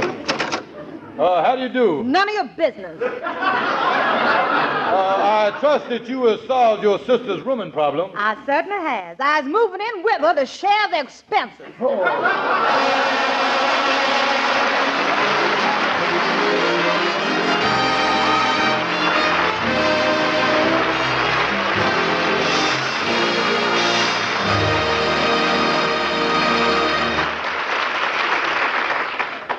know, folks, the kingfish is one person who never knows how things are going to turn out. But most folks want to know that things are going to turn out right before they start. Ain't that right, mister? That's right, Amos. And ladies, if you want to be sure your wash will be tops in whiteness and brightness, always use Rinso in your washer. Only Rinso is recommended by the makers of 33 leading washers. And they know that Rinso's triple action formula means to you a dazzling wash. A wash that's Rinso white and Rinso bright. Keep on asking for Rinso. And keep on saving those used kitchen fats, too. You'll be amazed at how much your meat dealer will pay for them. And waste fat is urgently needed to make soap, woolens, tires, paint, electrical appliances, hundreds of things we all want. So be sure to save and turn in every drop of waste fat. Good night, folks. See you next Tuesday.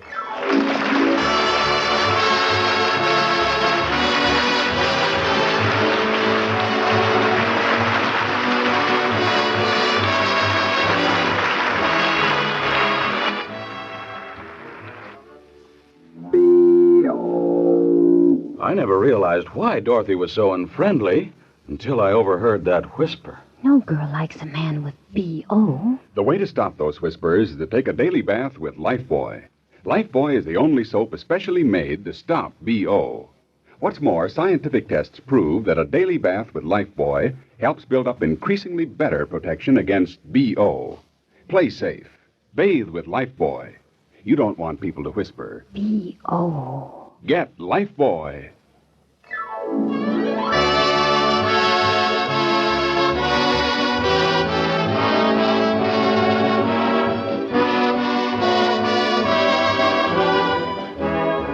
Be sure to be with us next Tuesday at the same time when Lever Brothers Company, the makers of Rinso, will again present the Amos and Andy Show.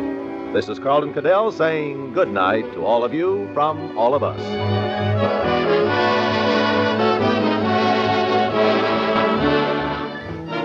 The Amos and Andy program is rebroadcast to our armed forces all over the world through the facilities of the United States Armed Forces Radio Service. This is NBC, the national broadcasting company. And there you have it, Amos and Andy, 79 years ago, April 8th, 1947, here on Classic Radio Theater with Wyatt Cox. We'll have more comedy tomorrow with another episode of My Favorite Husband, Bill Harris and Alice Faye, Fibber and Molly, and Father Knows Best. On Friday, the Lux Radio Theater presentation of Lives of a Bengal Lancer from 1939, and Gunsmoke and Have Gun Will Travel. On Saturday, Dean Martin and Jerry Lewis, The Great Gildersleeve, George and Gracie, and Jack Benny from 1954. On Sunday, Crime, Big Town, Dragnet, Escape, and Night Watch. On Monday, The Marvelous Barastro, starring Orson Welles, an episode of Suspense. Also, Casey, Crime Photographer, Crime and Peter Chambers, and the CBS Radio Workshop, a truly sad story about Jacob's hands. On Tuesday, we'll laugh with Jimmy Durante, Screen Director's Playhouse. It Happens Every Spring, a baseball tale. Abbott and Costello and the Aldrich Family. And then a week from today, the IRS will visit Jack Benny again. And, of course, right opposite of Jack Benny on that Sunday was The Big Show, starring Tallulah Bankhead, Eddie Cantor, and Jack Carson. That's all coming up a week from today here on Classic Radio Theater with Wyatt Cox. Visit us anytime at classicradio.stream. And I want to encourage you again, you never know when YouTube's just going to pull the plug on our channel. And that's always a possibility. And some of you say, well, that'll never happen. Well, there are a lot of channels with a lot more listeners and viewers than us that have had their channels pulled on them by YouTube for no real good reason. That's why I want to encourage you, while you're thinking about it, to have an alternative. You can find Classic Radio Theater anywhere podcasts are served. Yes, Jeff Stein, I stole your line. Anywhere podcasts are served, you can go to iHeartRadio, Spotify, Spreaker. Spreaker's your best bet. You can download that app and listen off that just on your phone anywhere. Just tune in, search for Classic Radio Theater with Wyatt Cox. We're on about a dozen apps along the way, so you can find us, and we're there for you.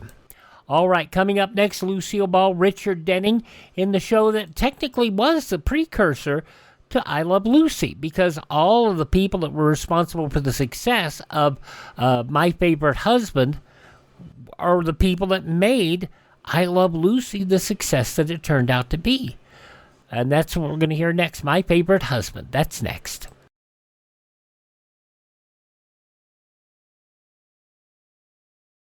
Do you know how old the school building in your community is? If it's over 25 years old, the chances are that it's woefully inadequate. Join with the groups in your community working for better school conditions.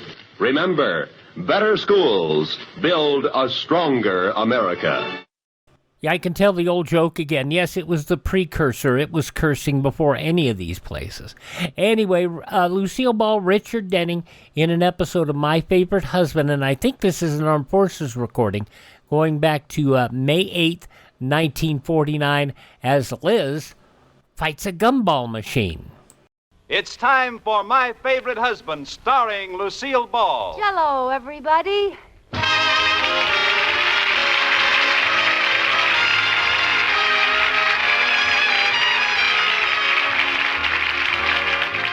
Yes, it's the new Gay Family series starring Lucille Ball with Richard Denning.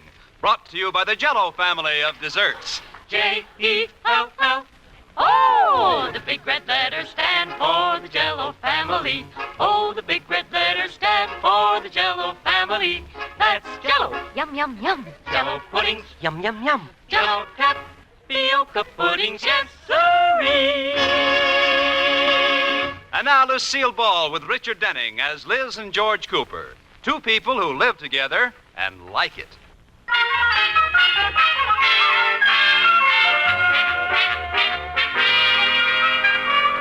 As we look in on the Coopers today, it is breakfast time. And at the table, a little domestic drama is taking place. George is engrossed in the morning paper, and Liz finds herself sitting there with no one to talk to. This, of course, is a scene which never happens in any other home. One thing about George, though, no matter how interested he is in the paper, when Liz speaks, he comes right to attention. George. George. You haven't kissed me this morning. George, I'm talking to you. Huh? George Cooper, do you want me to set fire to that paper? Yes, dear. All right, you ask for it. Liz, do you smell... Hey, the paper's on fire! Liz! Oh. Come on! Help me put it out! Gee whiz! Gosh, how do you suppose that ever happened? I lit it. Yes, me, and it's all your fault. My fault? I was just sitting here minding my own business. Oh, no, you weren't. I'm your business at the breakfast table. You pay attention to me, not the sports page. Oh, gee, Liz, I just took a Ever little... since spring training started, there have been 11 of us eating breakfast. 11? Yes, you, me, and the Dodgers. Oh, Liz, you're exaggerating. I am not. How do you think I feel, George? You don't pay any attention to me. When you kiss me on the cheek, you don't even look up. It might just as well be a lump of putty. Well, no one can say I treat my wonderful wife like that. I'll put the paper away right now. Well, that's better. I won't even finish this article I was reading about golf. Say, look at the round demerit shot yesterday. George? George? Kiss me. Yes, dear. Kiss me again. There, you did it twice. What? For your information, you just kissed this half a grapefruit.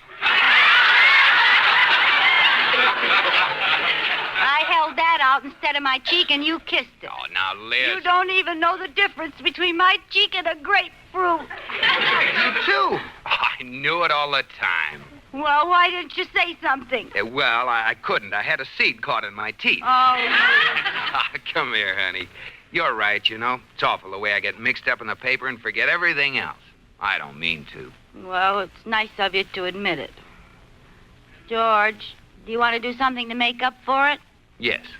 Then you tell Katie she can't have this Saturday off. Well, Liz, that's tomorrow. You were supposed to tell her that a week ago. We've invited the people already. I know. I just didn't get around to doing it. You know how Katie is. She gets so mad. Are you afraid of her? Don't be silly. Well, then tell her. I wouldn't blame her for getting angry now. She's probably made plans for tomorrow night. Oh, you tell her, George. It's a man's job. No, Liz. You have to learn to run your own house. Couldn't I not tell her at all? We could get someone else in. No. Maybe I could try to make her think tomorrow's Friday. No, Liz. Now I want you to tell her right now when she brings the coffee in. All right, I will. I'm not afraid. Good. Why should I be afraid of her? Yeah, well, here she comes. Well? Coffee, Mrs. Cooper? I mean, no thanks, Katie. Well, I'll take the pot back in the kitchen. Oh, Katie. Yes, sir? Mrs. Cooper has something to tell you. Yes, Mrs. Cooper? Hello? Hello? Is that all you wanted to tell me? Yes, that's all. Katie, we're having company tomorrow night, so you won't be able to take the evening off. Oh, all right, Mr. Cooper. That'll be fine. I'll make something real nice. Well, I'll be... Oh, I'm such a fool, George. I don't know why I'm always afraid to speak up when I know the easiest way is to face the problem and get it over with. Well, not only that, it's the principle of the thing. I know it. If you don't stand up for your rights, people will walk all over you. You're right, and from now on, I'm going to stand up for my rights. And if anyone doesn't like it, that's just too bad. Good. Hand me the cream, Liz. Here. Say, this cream is sour. Oh, it can't be. The milkman only delivered it yesterday. Well, here, I'll throw it away. No, don't throw it away, Liz. The thing to do is to show it to the milkman and make him give you a new bottle. Oh, but George, it's only a little old pint of cream. Liz? It isn't worth fussing about. Liz? Well, it probably only took the cow a couple of seconds.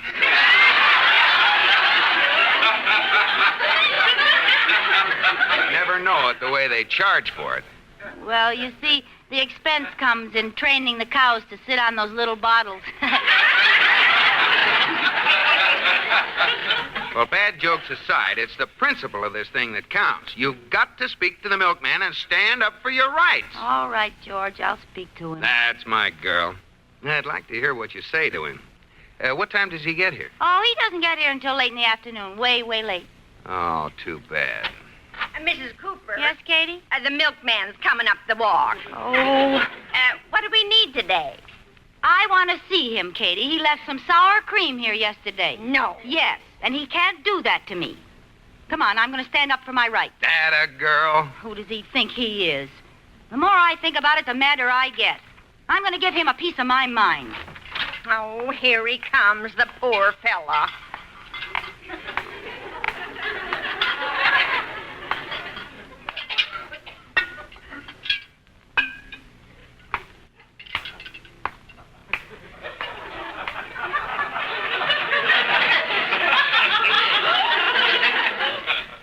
That's telling him, Liz.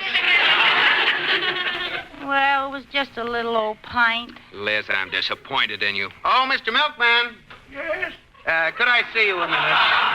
Oh, sure. Oh, you're brave now. I softened him up for you. Yes, sir. The cream you left here yesterday was sour. Sour? You mean the pint of Hogan's frolicking milkmaid cream was sour?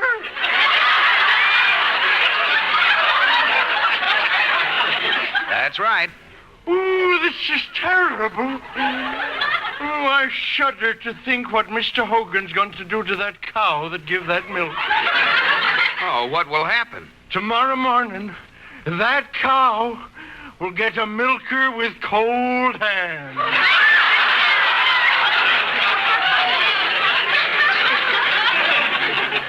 Well, I honestly don't think we should be charged for the pint that wasn't any good. Charged? Oh, here, let us make it up to you. Have some whipping cream on Hogan's. have a pound of butter, a dozen eggs. Oh, now, wait a minute. Let him alone, George. And because you've been such a good sport, a year's supply of cottage cheese. You hit the jackpot. Well, thank you. Oh, think nothing of it. Well, see you tomorrow.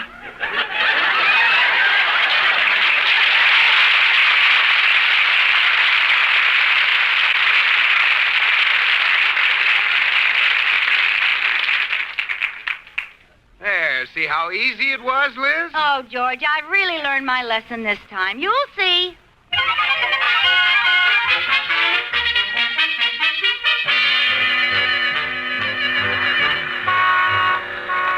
Oh, Katie, George was so right. Did you notice the way I spoke right up to that butcher at the meat market just now?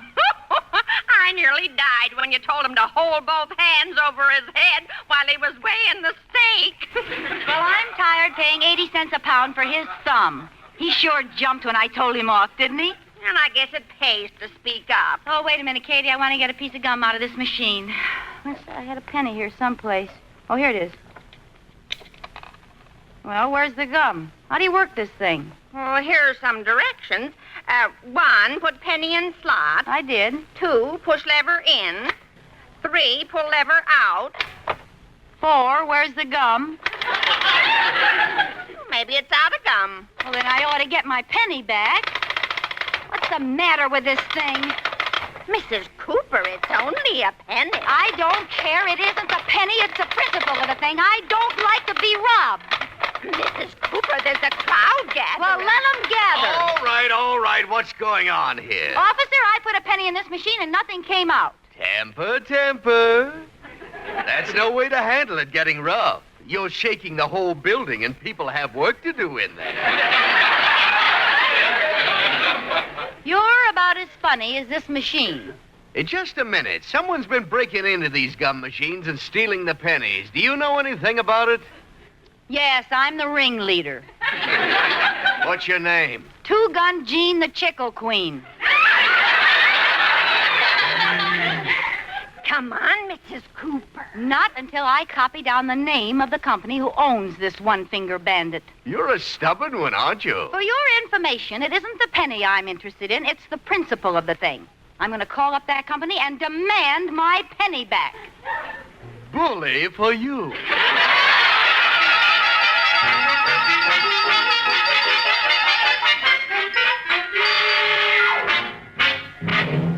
Mrs. Cooper, you're not really going to call that company, are you? I most certainly am. It isn't the money, Katie. It's the principle of the thing, I know. Here it is, the Ballyhoo Vending Machine Company, Sycamore 3450. And I hope you can get the line. I tried to call the cleaners this morning, and that Brooklyn blabbermouth was on the party line. Well, I hope she's off by now.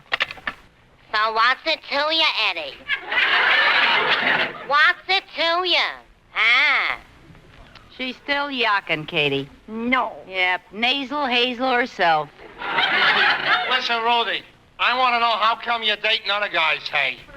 I thought we was going steady. Eddie, a girl with my charm can't be stingy. I gotta spread it around. It's the price I pay for having a personality with so many faucets.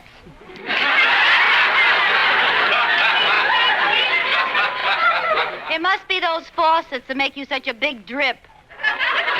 Who said that? I did. Look, will you please hang up? I'm in a hurry to use the phone. I thought so. Eddie, Miss Big Ears is here. Who's that? She's the one I was telling you about. Oh, the nosy thing with the dyed hair. Now, wait a minute. You've never seen me. How do you know my hair's dyed? I mean, what makes you think my hair's dyed? I listen on the phone, too, you know. I hear you ordering henna rinse by the gallon. That happens to be for my maid, Katie. My hair is black. From the sound of your voice, I believe it was polka dot. Oh. She makes me so darn mad. Why doesn't she get off? The gum machine company will close in a few minutes. We'll try again. Maybe she had a sudden attack of laryngitis. Oh, no such luck. I'll try, but I know it's hopeless. Frankly, Booty, I don't see what you're seeing at Hyman Weissmussen you was out with last night. Well, for one thing, he shows me a good time, which is more than I can say for some people. Give me a for instance. Take last night already. Last night we went driving in the moonlight, and music was playing all the time, and we had delightful refreshments. So what? I could do that, too, if I had a good humor truck. Will you please get off the line? I only have a minute to make my call. You've been on here all day. Listen, the least you could do is to let me make a few calls. It happens to be my day off. Oh, really? When you're off, who sets up the pins at the bowling alley? Why, you dirty...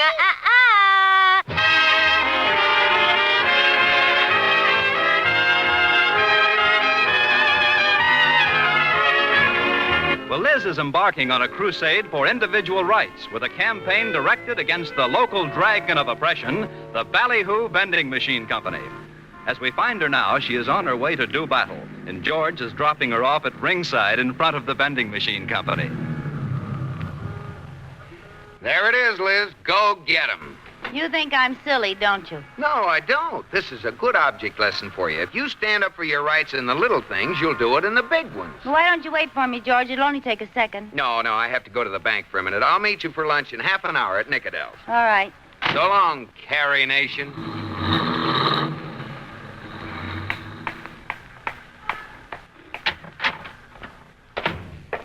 I'd like to speak to the president of this crooked gum machine company. Sorry, Mr. Ballyhoo is busy right now. You sound as though you have a complaint. I have. I put a penny in that machine. One moment, please. You'll have to see our complaint manager. Just go right in that office over there. Thank you. I'd like to make a complaint. So what's your problem, huh? Oh, no. This can't be happening to me. Hey, already. I know that voice. You're the crumb on my party line. Well, Miss Blabbermouth. Well, Miss Budinsky. So that's what you look like. Well, so that's what you look like. You know, I never dreamed you'd be an intelligent young lady with a charming manner and a pretty face. Oh, you didn't? No. How right I was. Were you lying to me about having black hair? Or is your head on fire? Well, deep down, I'll have to admit I was lying. No, you weren't. Deep down, it is black.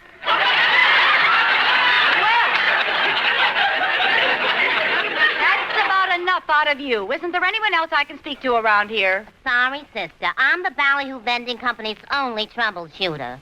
What's biting you? Well, I have been victimized by one of your incompetent vendors of chicle. Ah. To put it into words you can understand, I was robbed, hey. You was, hey? I put a penny in one of your crooked machines and nothing came out. I'd like my penny back. Okay, if we've got your penny, you can have it back. You got it, all right. Describe it.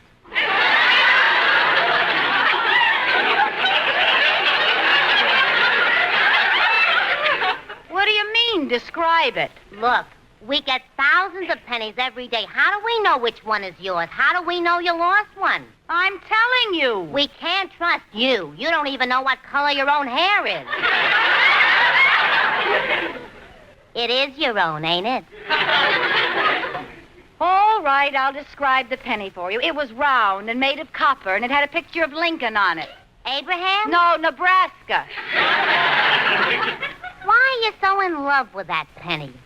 Did Lincoln give it to you personally? It's not the money, it's the principle of the thing. Are you going to give me my penny or not? I'm not empowered to dish out a penny to every deadbeat who comes in here and hollers his or her head off, as the case may be. You'll have to fill out a refund complaint. All right, let's fill it out and get it over with. Okay. Name? Big Ears. Just a minute. That's Mrs. George Cooper. Address? 321 Bundy. Business? Sticking her nose into other people's. Look, I'll answer the questions if you don't mind. All right. Date of birth? Next question. Date of birth? 1923. My, you're big for your age, ain't you? Oh, why is that question on there anyway? It isn't. I just wanted to know. Oh! Next up, was the machine operated correctly? Certainly it was operated correctly. Do you think I'm a moron? One at a time. That's the answer to the next question. I've had enough of this runaround. You'll hear from my lawyer. Lawyer? Yes. I'm going to get that penny back if it takes the last cent I've got.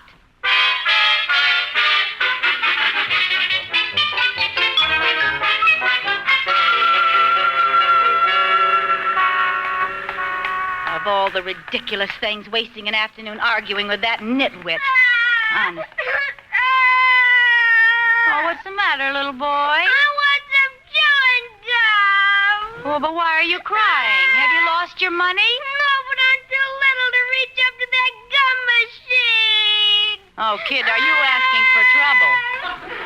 I want some gum and I'm too short. Sweetie, look, Honey, I'm telling you for your own good, stay short. Don't eat your bread crust. I don't want your advice, lady. I just want some gum. All right. Give me your penny. I'll put it in for you. Thanks, lady. Oh, I knew this would happen. What? The Ballyhoo Vending Machine Company has struck again. No gum? No gum. You stole my penny. What? You stole my penny. This lady stole my penny. She stole my penny. Hey, now wait a minute. I'll put in a penny of my own. Thanks, lady. Darn it, I don't have a penny. I'm sorry, honey. I just don't have one. What can I do? Jiggle the lever. Oh, that won't work. All right. Get it with your hand. Pound it. Oh, how did I get mixed up in this again? Harder.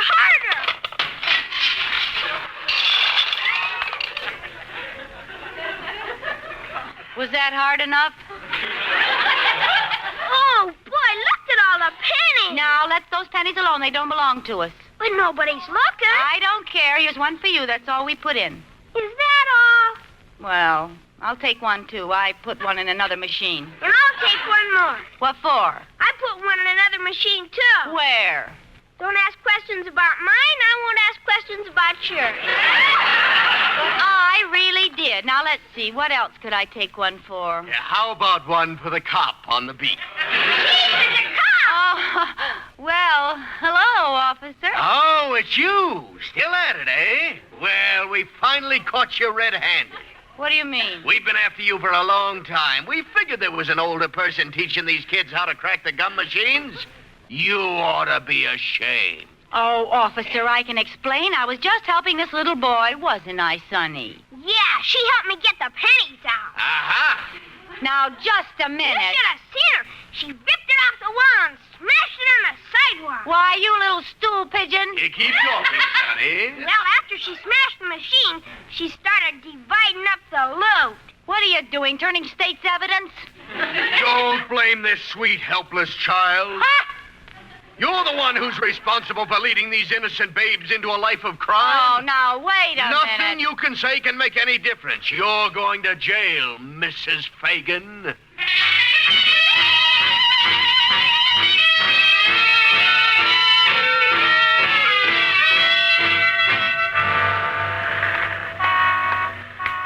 Come on, Liz. The car's parked down here. George, are you mad at me?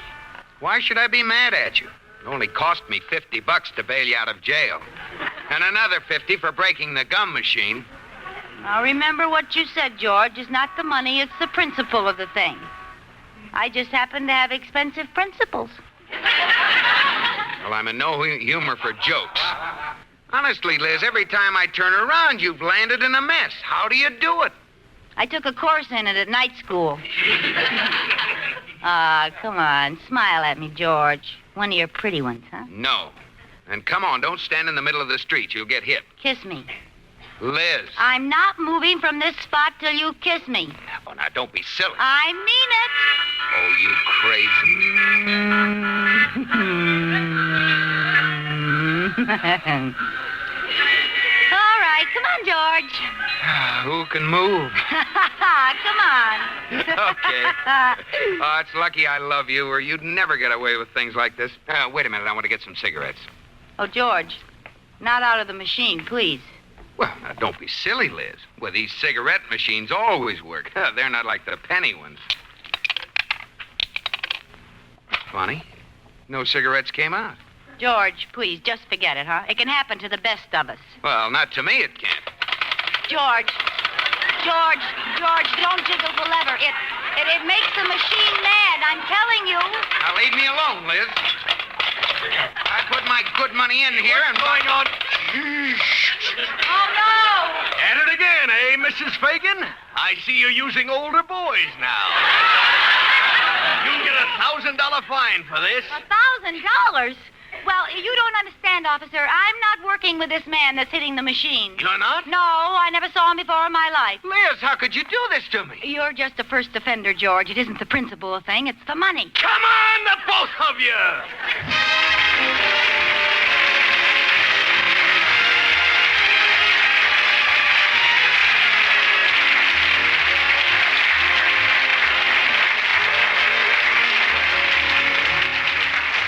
You have been listening to My Favorite Husband, starring Lucille Ball with Richard Denning, and based on characters created by Isabel Scott Rorick.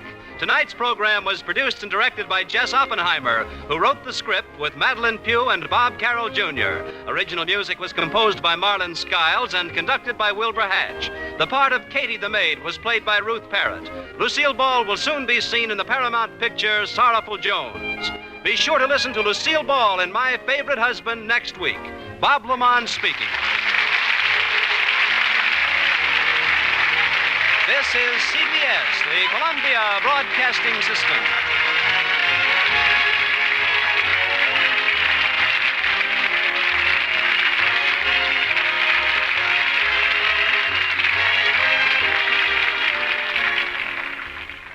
"77 years ago, April 8th, 1949, My Favorite Husband here on Classic Radio Theater, and admit it, couldn't you see Lucy getting involved in that in I Love Lucy?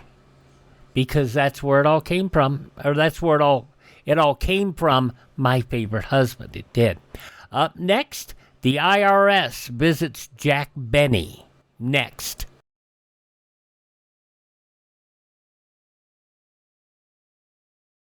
Alert Americans will heed history's lessons. Throughout history, surprise has had a leading role in military disasters. Today, an enemy capable of surprise air attack could leave chaos in his wake. That's why you should be in the Civilian Ground Observer Corps, volunteering a few hours a week to guard our skies. Be a ground observer. Contact your local Civilian Defense Office. Classic Radio Theater continues now as we go back 75 years, April 8th, 1951. The IRS visits Jack Benny. 65.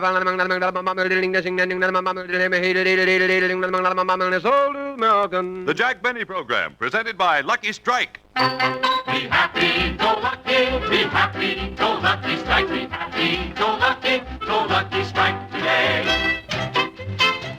Oh, I'm a happy smoker, for at last I found the brand that has a really better taste. It's Lucky Strike, they're grand. And you'll find Lucky's taste better than any other cigarette. My girl and I are headed for a life of harmony, 'cause we agree the happy smoke is LSMFT. And you'll agree, Lucky's taste better than any other cigarette. Be happy, go lucky, be happy, go lucky strike, be happy, go lucky strike today. Friends, here's one sure way to get complete enjoyment out of your cigarette. Just light up a Lucky Strike. You'll find that Lucky's taste better than any other cigarette. And here's why. Fine tobacco and only fine tobacco can give you the enjoyment of a better tasting cigarette. And LSMFT, Lucky Strike, means fine tobacco. Yes, Lucky's always give you mildness, richness, a truly better taste that add up to complete smoking enjoyment. So for everything you want in a cigarette, be happy, go lucky. Make your next carton Lucky Strike. Be happy, go lucky strike today. Remember, Lucky's taste better than any other cigarette. The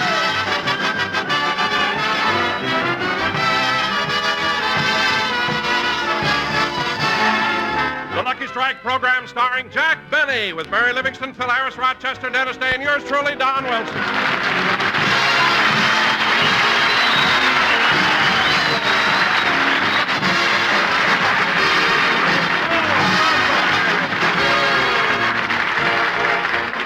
Ladies and gentlemen, last week our little star was in New York for his television show, but today he's back home again. So let's go out to Jack Benny's house in Beverly Hills. As we look in the window, we see Rochester in the midst of spring cleaning. Oh, hello, Polly. Get to work. Get to work. I'm working. I was working with my dust rag to the Tennessee wall when an ashtray I happened to see. How I'd love to rest beside it and just sit there pumping an LS and MF and T. I was working. Good morning, Rochester. Oh, hello, boss, to the Tennessee. Oh, good morning, boys. I let you sleep a little late. I thought you might be tired from your trip. Well, I was a little. I didn't get a chance to ask you, how did your television show go in New York? Oh, fine, Rochester. It's going to be shown here tonight at 7:30 on Channel 2. CBS. That's right, Paley. I mean, Polly.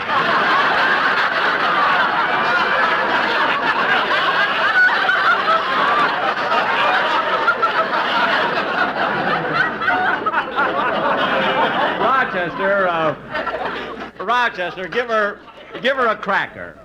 Tell me, Polly, did you miss Daddy while he was gone? My heart cried for you. Oh, isn't that sweet? You know, boss, I think Polly really did miss you. She didn't even lay an egg the whole time you were gone. Is that right, Polly? You didn't lay an egg all the time Daddy was away? And I was gone 10 days.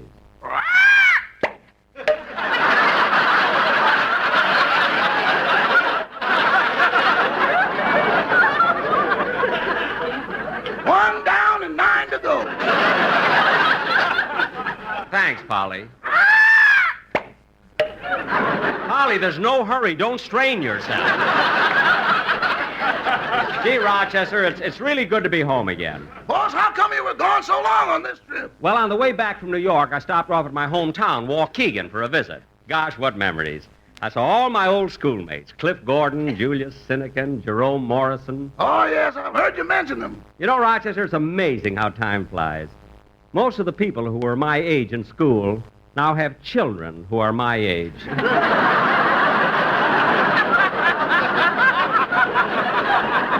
know, I can't understand it. You must have gotten a kick out of that, boss, going back to your hometown and meeting all your old friends. Oh, it was a thrill. I even met the kid I had my first fist fight with.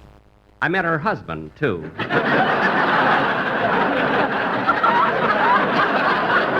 They make such a nice couple, you know? By the way, Mr. Benny, did you see Fred Allen while you were in New York? Fred Allen? Yes, Rochester, and I want to tell you.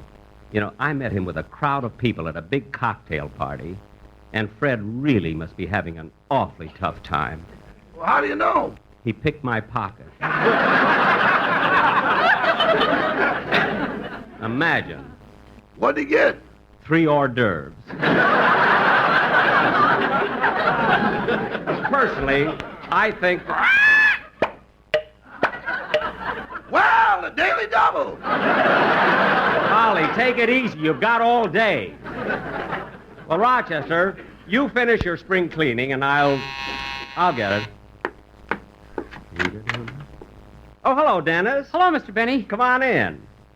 Gee, Mr. Benny, I saw your television show last Sunday, and it was wonderful. You were absolutely sensational. I never saw anything like it. Boy, did I laugh. Well, thanks, Mary. Wait a minute, Dennis. The television show I did last week could only be seen in the East. My show wasn't even on out here. Me and my big mouth. What? I didn't want you to know I missed it. Well, anyway, Dennis, it was nice of you to be so considerate. But you know something? You'll be able to see my television show tonight. Who wants to see it? What? You couldn't be as good as I said you were. Dennis, you drive me crazy. Anyway, you're going to stay home and watch my show. Now, Robert Montgomery's on it and Basil Rathbone, and there's a girl, too. You know who she is? Dennis, I didn't tell you who the girl is. Why did you whistle? When you're as young as I am, you don't wait for names.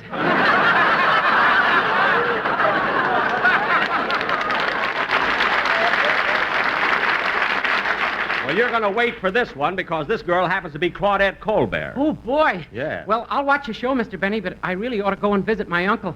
Your uncle? What's the matter? Is he sick? No. Well, I'm glad of that. He's in jail. In jail? Dennis, what's your uncle in jail for? Perjury. He's an awful liar. Perjury? What jail is he in? Tehachapi. Well, maybe tomorrow. Wait a minute. Dennis, Tehachapi is a woman's jail. How come your uncle is there? I told you he's an awful liar. You better sing, kid. Yes, I should say so. You better.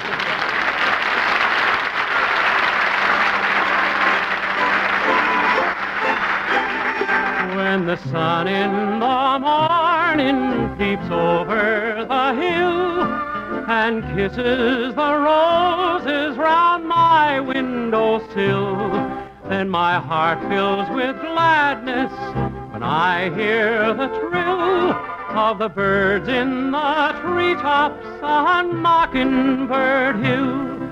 Tra-la-la, twiddle-dee-dee, it gives me a thrill to wake up in the morning to the mockingbird's trill. Tra-la-la, twiddle-dee-dee, there's peace and goodwill. You're welcome as the flowers on Mockingbird Hill. When it's late in the evening, I climb up the hill and survey all my kingdom while everything's still. Only me and the sky and an old whippoorwill singing songs in the twilight on Mockingbird Hill. Tra-la-la, twiddle-dee-dee, it gives me a thrill. Wake up in the morning to the mockingbird's trill. Tra-la-la, twiddle-dee-dee, there's peace and goodwill. You're welcome as the flowers on Mockingbird Hill. Tra-la-la, twiddle-dee-dee, there's peace and goodwill. You're welcome as the flowers on Mockingbird Hill.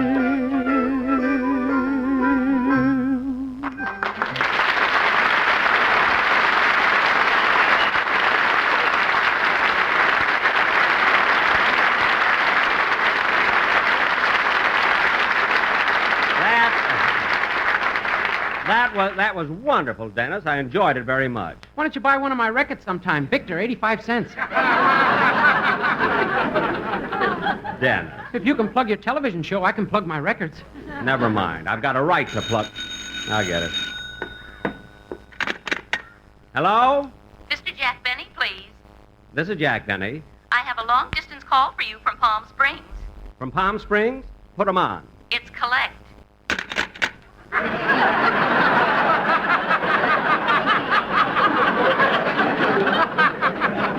Mr. Benny. Mr. Benny. Operator, what happened? I don't know. I must have said a dirty word.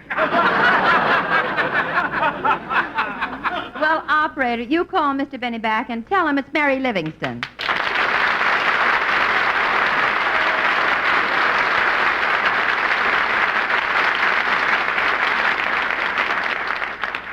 Tell him that I'm in a phone booth and have no change. Yes, ma'am. Say, are you the Mary Livingston who works for Mr. Benny? Uh-huh.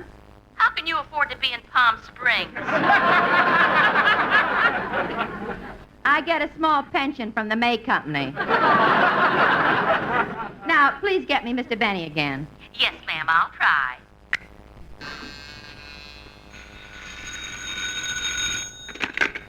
Hello? Now, Mr. Benny, be calm. Operator, I'm not... Jack! Jack! Huh? Oh, Mary, it's you. Gee, it's good to hear your voice again. If I'd have known it was you, I would have accepted the charges immediately. How do you feel? Fine. Goodbye.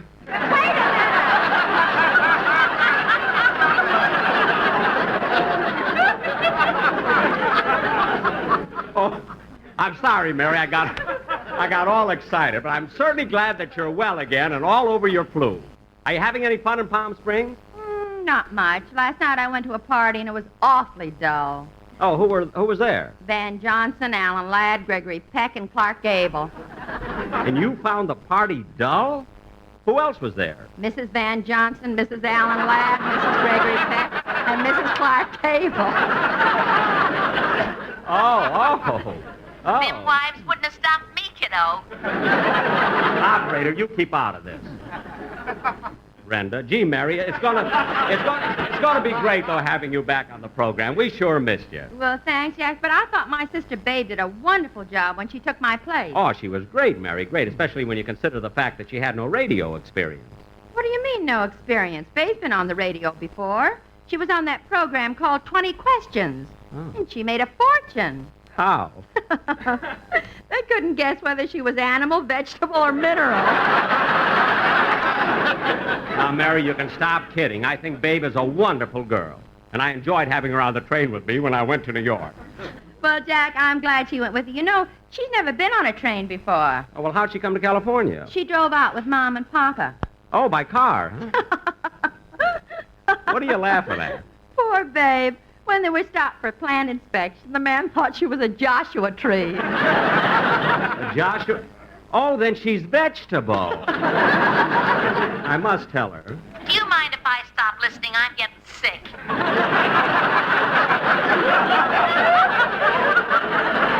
Operator, I told you. I better hang up now, Jack. Okay, man, wait a minute. When will you be coming back to town? Wednesday. Good. How about us having dinner together that night? Oh, Jack, it'll be my first day home. I won't feel like cooking. Oh. Well, then we'll make it some other time. Maybe Friday. Okay, bye. Goodbye. Goodbye.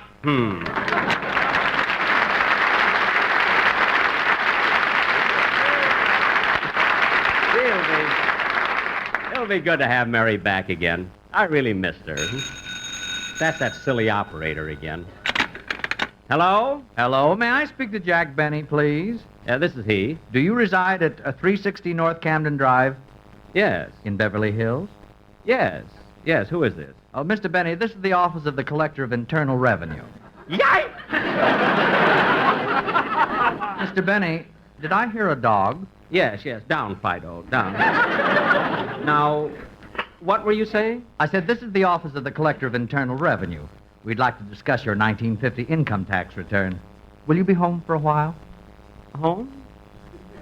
Well, yes. Yes, I'll be home. Good. We'll drop in to see you. Goodbye. Goodbye. Gee, this is strange. I never had this happen before. But I know I filled it out correctly. And... Here you are, boss. I fixed you something to eat. Who's hungry? Boss, what's the matter? I don't know. I just got a call from the Collector of Internal Revenue. They want to go over my income tax return. Down, Fido. Powell. I wonder what could be wrong with my income tax return. I'm pretty sure I did everything right. They couldn't get here that fast. Oh, hello, Jack. Oh, it's you, Don. Come on in. Come on in, fellas. No. Well, Jack, how was your trip to New York? Fine. Look, fellas, I told you to come in. What are you standing in the doorway for? But, Jack, what's the matter? You're so jittery and upset. What are you worried about something? Worried? That's a good one. Why should I be worried? I just have a little headache. Oh, Rochester, get me an Alcatraz. An Alka-Seltzer.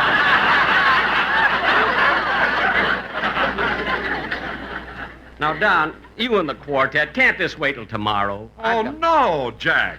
Since your television show is going to be shown out here tonight, the sportsmen have prepared an appropriate number all about you. Don, right now I've got so much on... About me? Yes, Jack, listen. Take it, fellas. And... 5'2", eyes of blue. On TV, what they can do. Has everybody seen our Jack? I'm taller than that, fellas. 5'3", yes sirree. He looks pretty, we agree. I'm taller than 5'3". Seen our Jack? I'm taller. You could be 5'4", 5'5". I'm not It's hard to 5'4". say. 5'6" or 5'8" makes no difference anyway. 6'2", yes, it's true. With that bankroll in his shoe, has everybody seen our Jack? 2:15, 10:30, anytime, no matter when, you'll enjoy a lucky strike. 10 to 8, 5 to 9, morning, noon, or any time.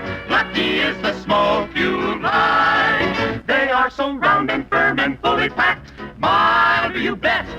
Lucky Strikes taste better than any other cigarette. In the spring, in the fall, now or any time at all. Be happy and go lucky. Happy and go lucky. Happy and go lucky Strike.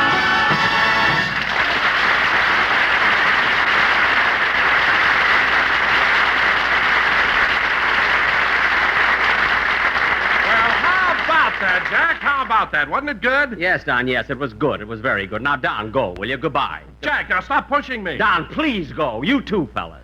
And you can stop with that, too. Now, just go. I'm so upset, I don't know what I'm hollering about. I wonder what those Internal Revenue men want. They can get awfully tough, too.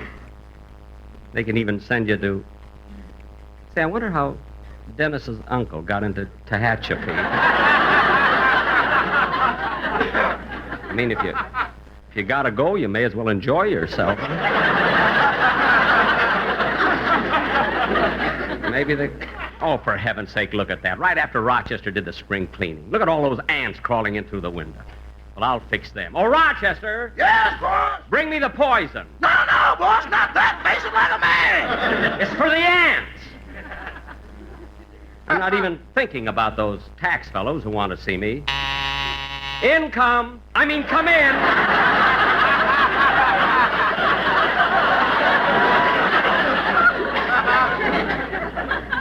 Come in. They didn't hear me. Mr. Benny? I'll call him. Yes.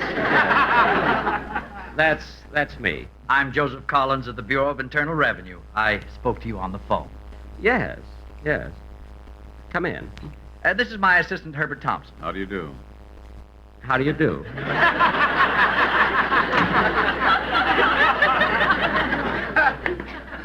Sit down, gentlemen. Thank you. Thank you very much. Now, Mr. Benny. Yes, Mr.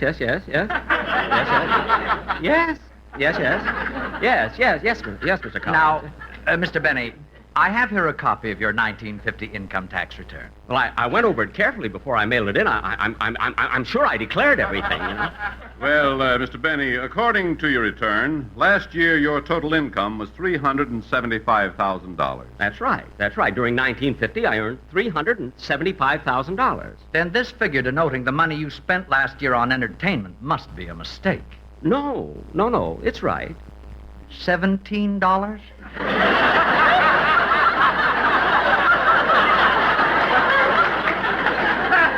Yes, and I can prove it. I've got receipts for every penny of it. Mr. Benny, please don't misunderstand. The government is trying to be fair. We feel that you might unconsciously be cheating yourself. Who, me?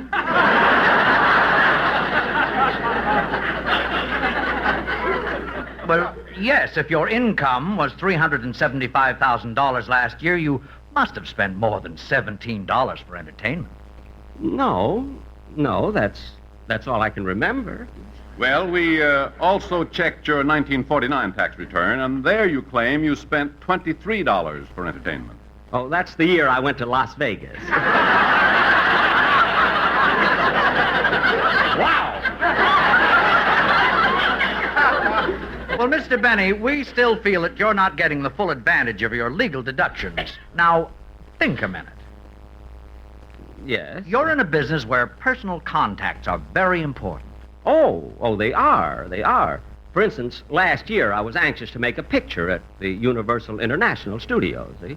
So in order to make an impression on William Getz, the executive producer, I invited him and his wife to have dinner with me at Ciro's. I remember the check came to $56. Well, why isn't it down here? He paid it.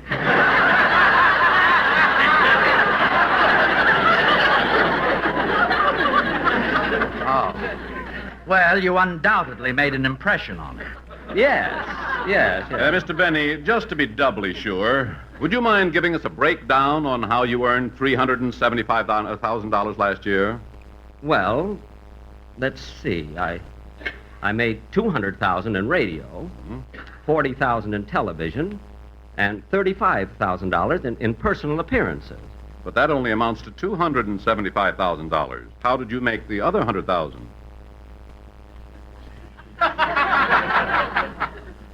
Mr. Benny, how did you make that other $100,000?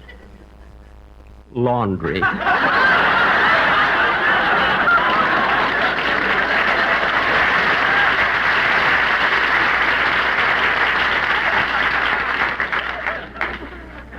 Mr. Benny. Mr. Benny, do you mean that you actually take in... I knew that, Joe. I knew it. My wife brings our washing here. I thought I recognized your shirt. Those gravy stains are murder. Well, now, Mr. Benny, believe me, we're trying to help you. Are you sure you can't think of any other deductions on your income tax? No, I can't. But, gosh, why does the tax department want to be so fair to little old me? Because little old you and General Motors are our best customers. Well, I'm sorry, but all I spent on entertainment last year was $17. Well, Mr. Benny, do you mind if my assistant and I discuss this matter privately? No, not at all. Come, I'll show you into the den. This is certainly a nice house you have here, Mr. Benny. Oh, I'm glad you like it. How many rooms do you have? 26. I got it on a GI loan. See, I was in the Navy during the First World War. Well, here's the den. I'll be out here if you want me. Excuse us, Mr. Benny. Joe, I've been with the Internal Revenue Department for 20 years, and I've never run into anything like this. What do you make of it? I don't know. Here's a man in show business who's made $375,000, and yet he only spent $17 for entertainment. I feel there must be a mistake. Undoubtedly. No man could be that cheap. Of course not. Well, maybe we ought to go through his report again. By the way, Herb, do you have a cigarette? Oh, no, I'm all out. But there's a box full on the table. Oh, yes. Who took a cigarette? Oh, it was you. Oh, that's all right.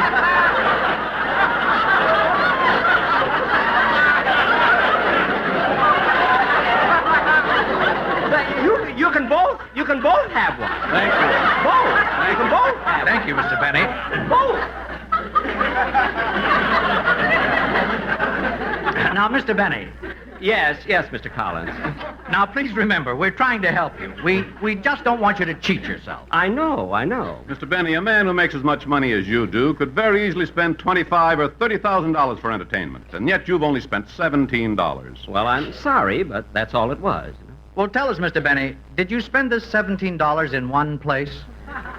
Are you crazy? It's all itemized right there. Well, Mr. Benny, I just can't understand this at all. I wish you'd think and think hard, because I'm sure you must have spent more than $17 for entertainment. Well, I'll think it over, gentlemen, and then I'll let you know. Goodbye, Mr. Benny. Goodbye, Mr. Benny. Goodbye, gentlemen. Mr. Benny, before I go, I'd like to say something. Yes. Well, this whole thing is so unbelievable. By that, I mean, you have all this money at your disposal, and yet you spend practically nothing. Well, I guess I'm just not the spending type, you see. You know, Mr. Benny, I'll bet there are millions of people who'd like to see you elected president.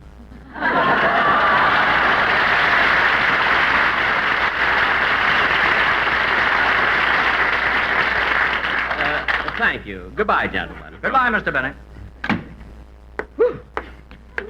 Oh, Rochester. Yes, boss? Hurry up and finish your spring cleaning. Boss, I'm tired. I don't care. Finish the cleaning. And do it well. In a few years, you may be cleaning in the White House.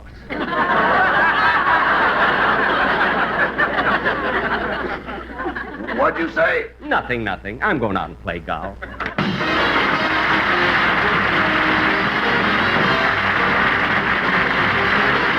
Jack will be back in just a moment, but first...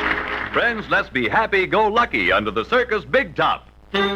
I swing on my trapeze so high and everywhere I see the smart folks smoking Lucky Strike, 'cause LFMFT. Swing to Lucky's, because Lucky's taste better than any other cigarette. Don't clown around when buying smokes. Choose fine or Lucky Strike. Each puff will give you better taste, enjoyment that you like. Yes, sirree, Lucky's taste better than any other cigarette. Be happy, go lucky, be happy, go lucky strike, be happy, go lucky strike today. Friends, millions of smokers agree Lucky's taste better than any other cigarette. Yes, there's an enjoyable difference in Lucky's, and here's why. You see, fine tobacco and only fine tobacco can give you a better tasting cigarette. And LSMFT, Lucky Strike, means fine tobacco. So light up a Lucky and see how every puff is mild and mellow, completely enjoyable. Yes, friends, to get everything you want in a cigarette, be happy, go Lucky. Make your next carton Lucky Strike. You'll find Lucky's taste better than any other cigarette. Be happy, go lucky strike today. Remember, Lucky's taste better than any other cigarette.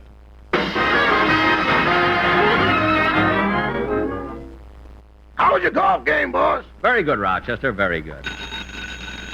Now get it. Hello? Hello, Mr. Benny. This is Mr. Collins again. Oh, yes. We've taken this up with the Secretary of the Treasury, John Snyder, in Washington, and he feels as we do that you're not taking advantage of your deductions. Well, Mr. Snyder feels that you certainly must have spent more than $17. No. I'm sorry. That's... I wish I could say more, but that's all I've spent. Well, sorry to bother you, Mr. Benny. Goodbye. Goodbye. I can't understand why they don't believe me. I tell them I spent $17. That's all I... Rochester, how much did you spend for entertainment last year? $1,200. $1,200?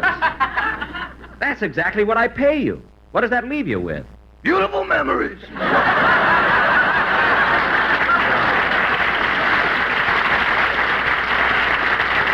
Maybe I'll try that sometime. Good night, folks.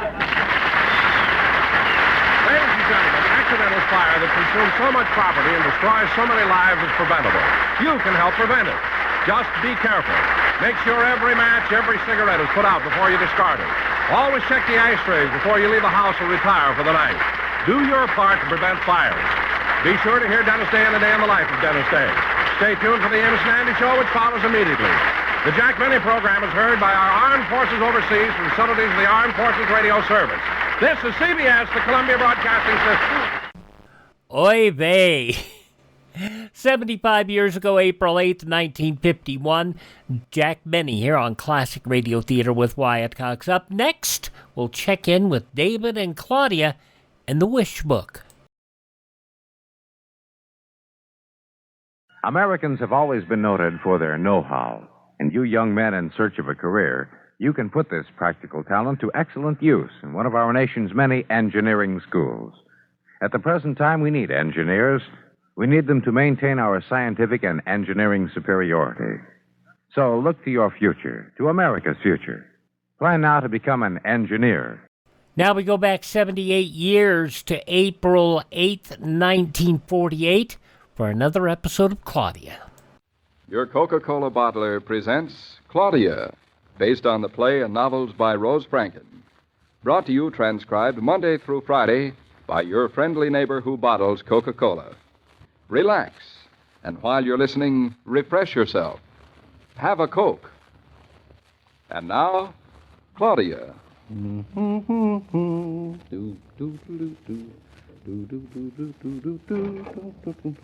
Well, here you are. Oh, Claudia. Hello, dear. When did you get in? I didn't hear you. Just now. I didn't know you were home. Oh, I just got in, too. Why are you hiding in the bedroom? Aren't you glad to see me? Of course I am. Delighted. Why? Well, I don't know. You just don't seem to be. Oh, nonsense. Just to prove to you how glad I am. Here. That's not very glad. That's wishy-washy glad. That's better. You're home late. And I was out all day, too. I was at Dr. Rowland's. Mm-hmm. And What did Dr. Olin have to say? The baby's fine. What do you think he'd say? The baby's fine. Hmm. What about you? Oh, I'm fine, too. Good. Mrs. Norton, he said, you are fine. Fine. Now tell me, what are you hiding in the bedroom? Hiding? Who's hiding? You, and you're sitting on something, too. I certainly hope so. I mean besides the chair.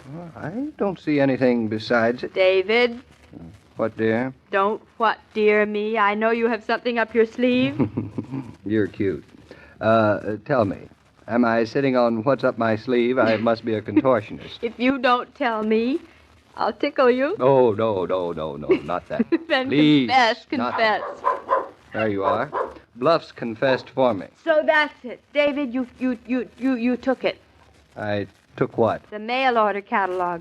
Now, Claudia, why on earth would I do a thing Oh, so you admit it. You make it sound like a terrible crime. You have a guilty conscience. Oh, I just thought I'd glance through it, waiting for you to come home. And that's why you hid in the bedroom. Is it? Well, it's getting late. Just give me the catalog. And while you shower, I'll just glance through it. Oh, I've got plenty of time. It's still early. It's not as early as you think, David. Then maybe you'd better go and start getting dinner ready. Oh, it's not that late. I've just time to... What's so funny? You. Me. And me. Both of us trying. Stop. Don't. I'll tell you what. We'll sit down together and read the mail order catalog together. How's that? Oh, that's perfect. I love reading something at the same time with you. I was afraid of that. That's the way I like reading best. Then come on. We'll go in the living room. You know, I hardly had a chance to look at it this morning, but it looks fascinating. This mail order catalog, darling, is for many people the only way to shop. You mean many people who never get to a store? Mm-hmm. Many people who live hundreds of miles from the nearest store. David, that's awful. Oh, it's not so terrible. I'd die. Just wait until you read this catalog. You'll never want to go to a store again. Well, I do love getting mail. And everything in this book is a bargain. Really? Mm-hmm. Come on, quick, let's sit down here. I never saw you so anxious to read something before. Right, I'll turn on the standing lamp. All right. There. All ready. Now, let me see. I was reading page 623. Here we are. Now, farm equipment. Farm equipment? Well, I don't want to look at farm equipment. Just look at that tractor. Isn't that the most beautiful thing you ever saw? Stunning. You'd never think to look at it, would you, that this tractor can pull a double plow. Fancy that. Mm-hmm. And look at this. Look at this side delivery rake. What do you think? You're not going to buy one of those things, are you? Of course I am. Someday soon you'll realize how handy it is to be able to buy by mail. For instance, now, all of this farm equipment. Mm-hmm. No reason why I should spend my time in stores. I'm going to order it by mail. Well, that's up to you. Well, I'm certainly not going to. Maybe I ought to buy one of these incubators What's an incubator? for hatching chicks. I thought the hen did that. Well, hens can. Once the chicks are hatched, you keep them warm in a brooder like this one here. Oh. What's the matter? You look as if you didn't like the idea. I don't think I do. Why? David, how many chicks are in a brooder? Different sizes. Some 270, some 350 or 450. No. Here you are. Here's the picture right in front of you. Well, they must get all mixed up. What? The chicks. How do the hens know which is theirs? Darling, it doesn't matter to the hen. How do you know? Well, it's always done this way. That doesn't convince me. A hen is a mother, isn't she? Well, so I've always thought. And I certainly wouldn't want my child in a brooder with... Darling, are you comparing yourself to a hen? Well, I think I know a little more the way she feels than you do. Here. Here's a pasteurizer. You'll have to get one of those, too. David, you changed the subject. Did I? And here's a separator, only $34.50. What's a separator? Separates the cream from the milk. Oh, then we don't want one of those. Why? I like my milk creamy. I think it's a gyp to serve milk with the cream skimmed off the top. Oh, David, look, we don't want all this farm stuff. It'll only complicate things. Such as? Oh, taking chicks away from hens and cream away from milk. Next thing you know, we'll be taking our nice crow away from the field. We will? We will. Absolutely. I'm sorry I brought it up. Well, now let's see what they have in the line. Hey, David, it's my turn. We've been looking at farm stuff. Let's look at the rest. What? Clothes and... I knew this would happen. What?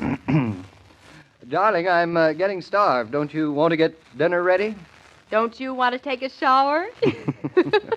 All right. All right, you win. What else do you want to look at? Well, there's a big section on household furnishings. You want to look at that? Oh, David, that's a lot of fun. Stoves and refrigerators and...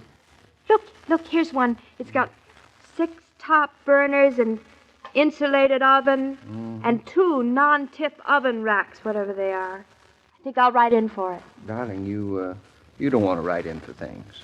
Why not? What's the fun of shopping this way? But, David, it's much more convenient. After all, a stove is a stove, isn't it? I mean, you won't see it in sheep's clothing. I dare say you won't, darling. Now, let's see what else there is I want. Just make a wish and then look it up in the index, and it's yours. I wish for... Darling, just look at this index a moment. It's the story of your life. My life? Yours, mine, everybody's. This catalog begins at your birth and ends at... The end. Here you have everything you need to get born. Baby powder, thermometers, cribs, toys. Mm-hmm. The next big step, graduation. David, that's a stunning graduation dress. Marriage. See? Right here. I could buy you $1,000 engagement ring. A perfect blue-white diamond. And wedding bands. $9 to $30. My, it's certainly a lot cheaper to get married than engaged. Many lad has been trapped that way. Oh. Then after marriage, your first home. The furniture for it. The tiling and the linoleum for the floor. Wallpaper for the walls. Book clubs to help fill those library shelves. All sorts of clothing right here to fill the closets. Livestock to fill the barns. Seeds to flower the gardens. Lightning rods to protect the house. We need one of those. Cute little pinafores for your daughter. Oh. Rompers for your son. Sleds and tennis rackets. Fishing lines for vacation. Now, let me see. Where are we? Oh, yes. Then the man in the family starts to make a little money. He buys a car. By mail? Well, he can get all the upholstery, tires, and replaceable parts. They'd be a big help without the car. And, mind you, he can get a garage door. I think we could use a garage door, don't you? A garage might grow onto it. Oh, but you can get a garage, too. Well, then what do we buy that... Well, now, let's see. By now, we've gotten a little older. So it's a coal stove to keep the living room a little warmer.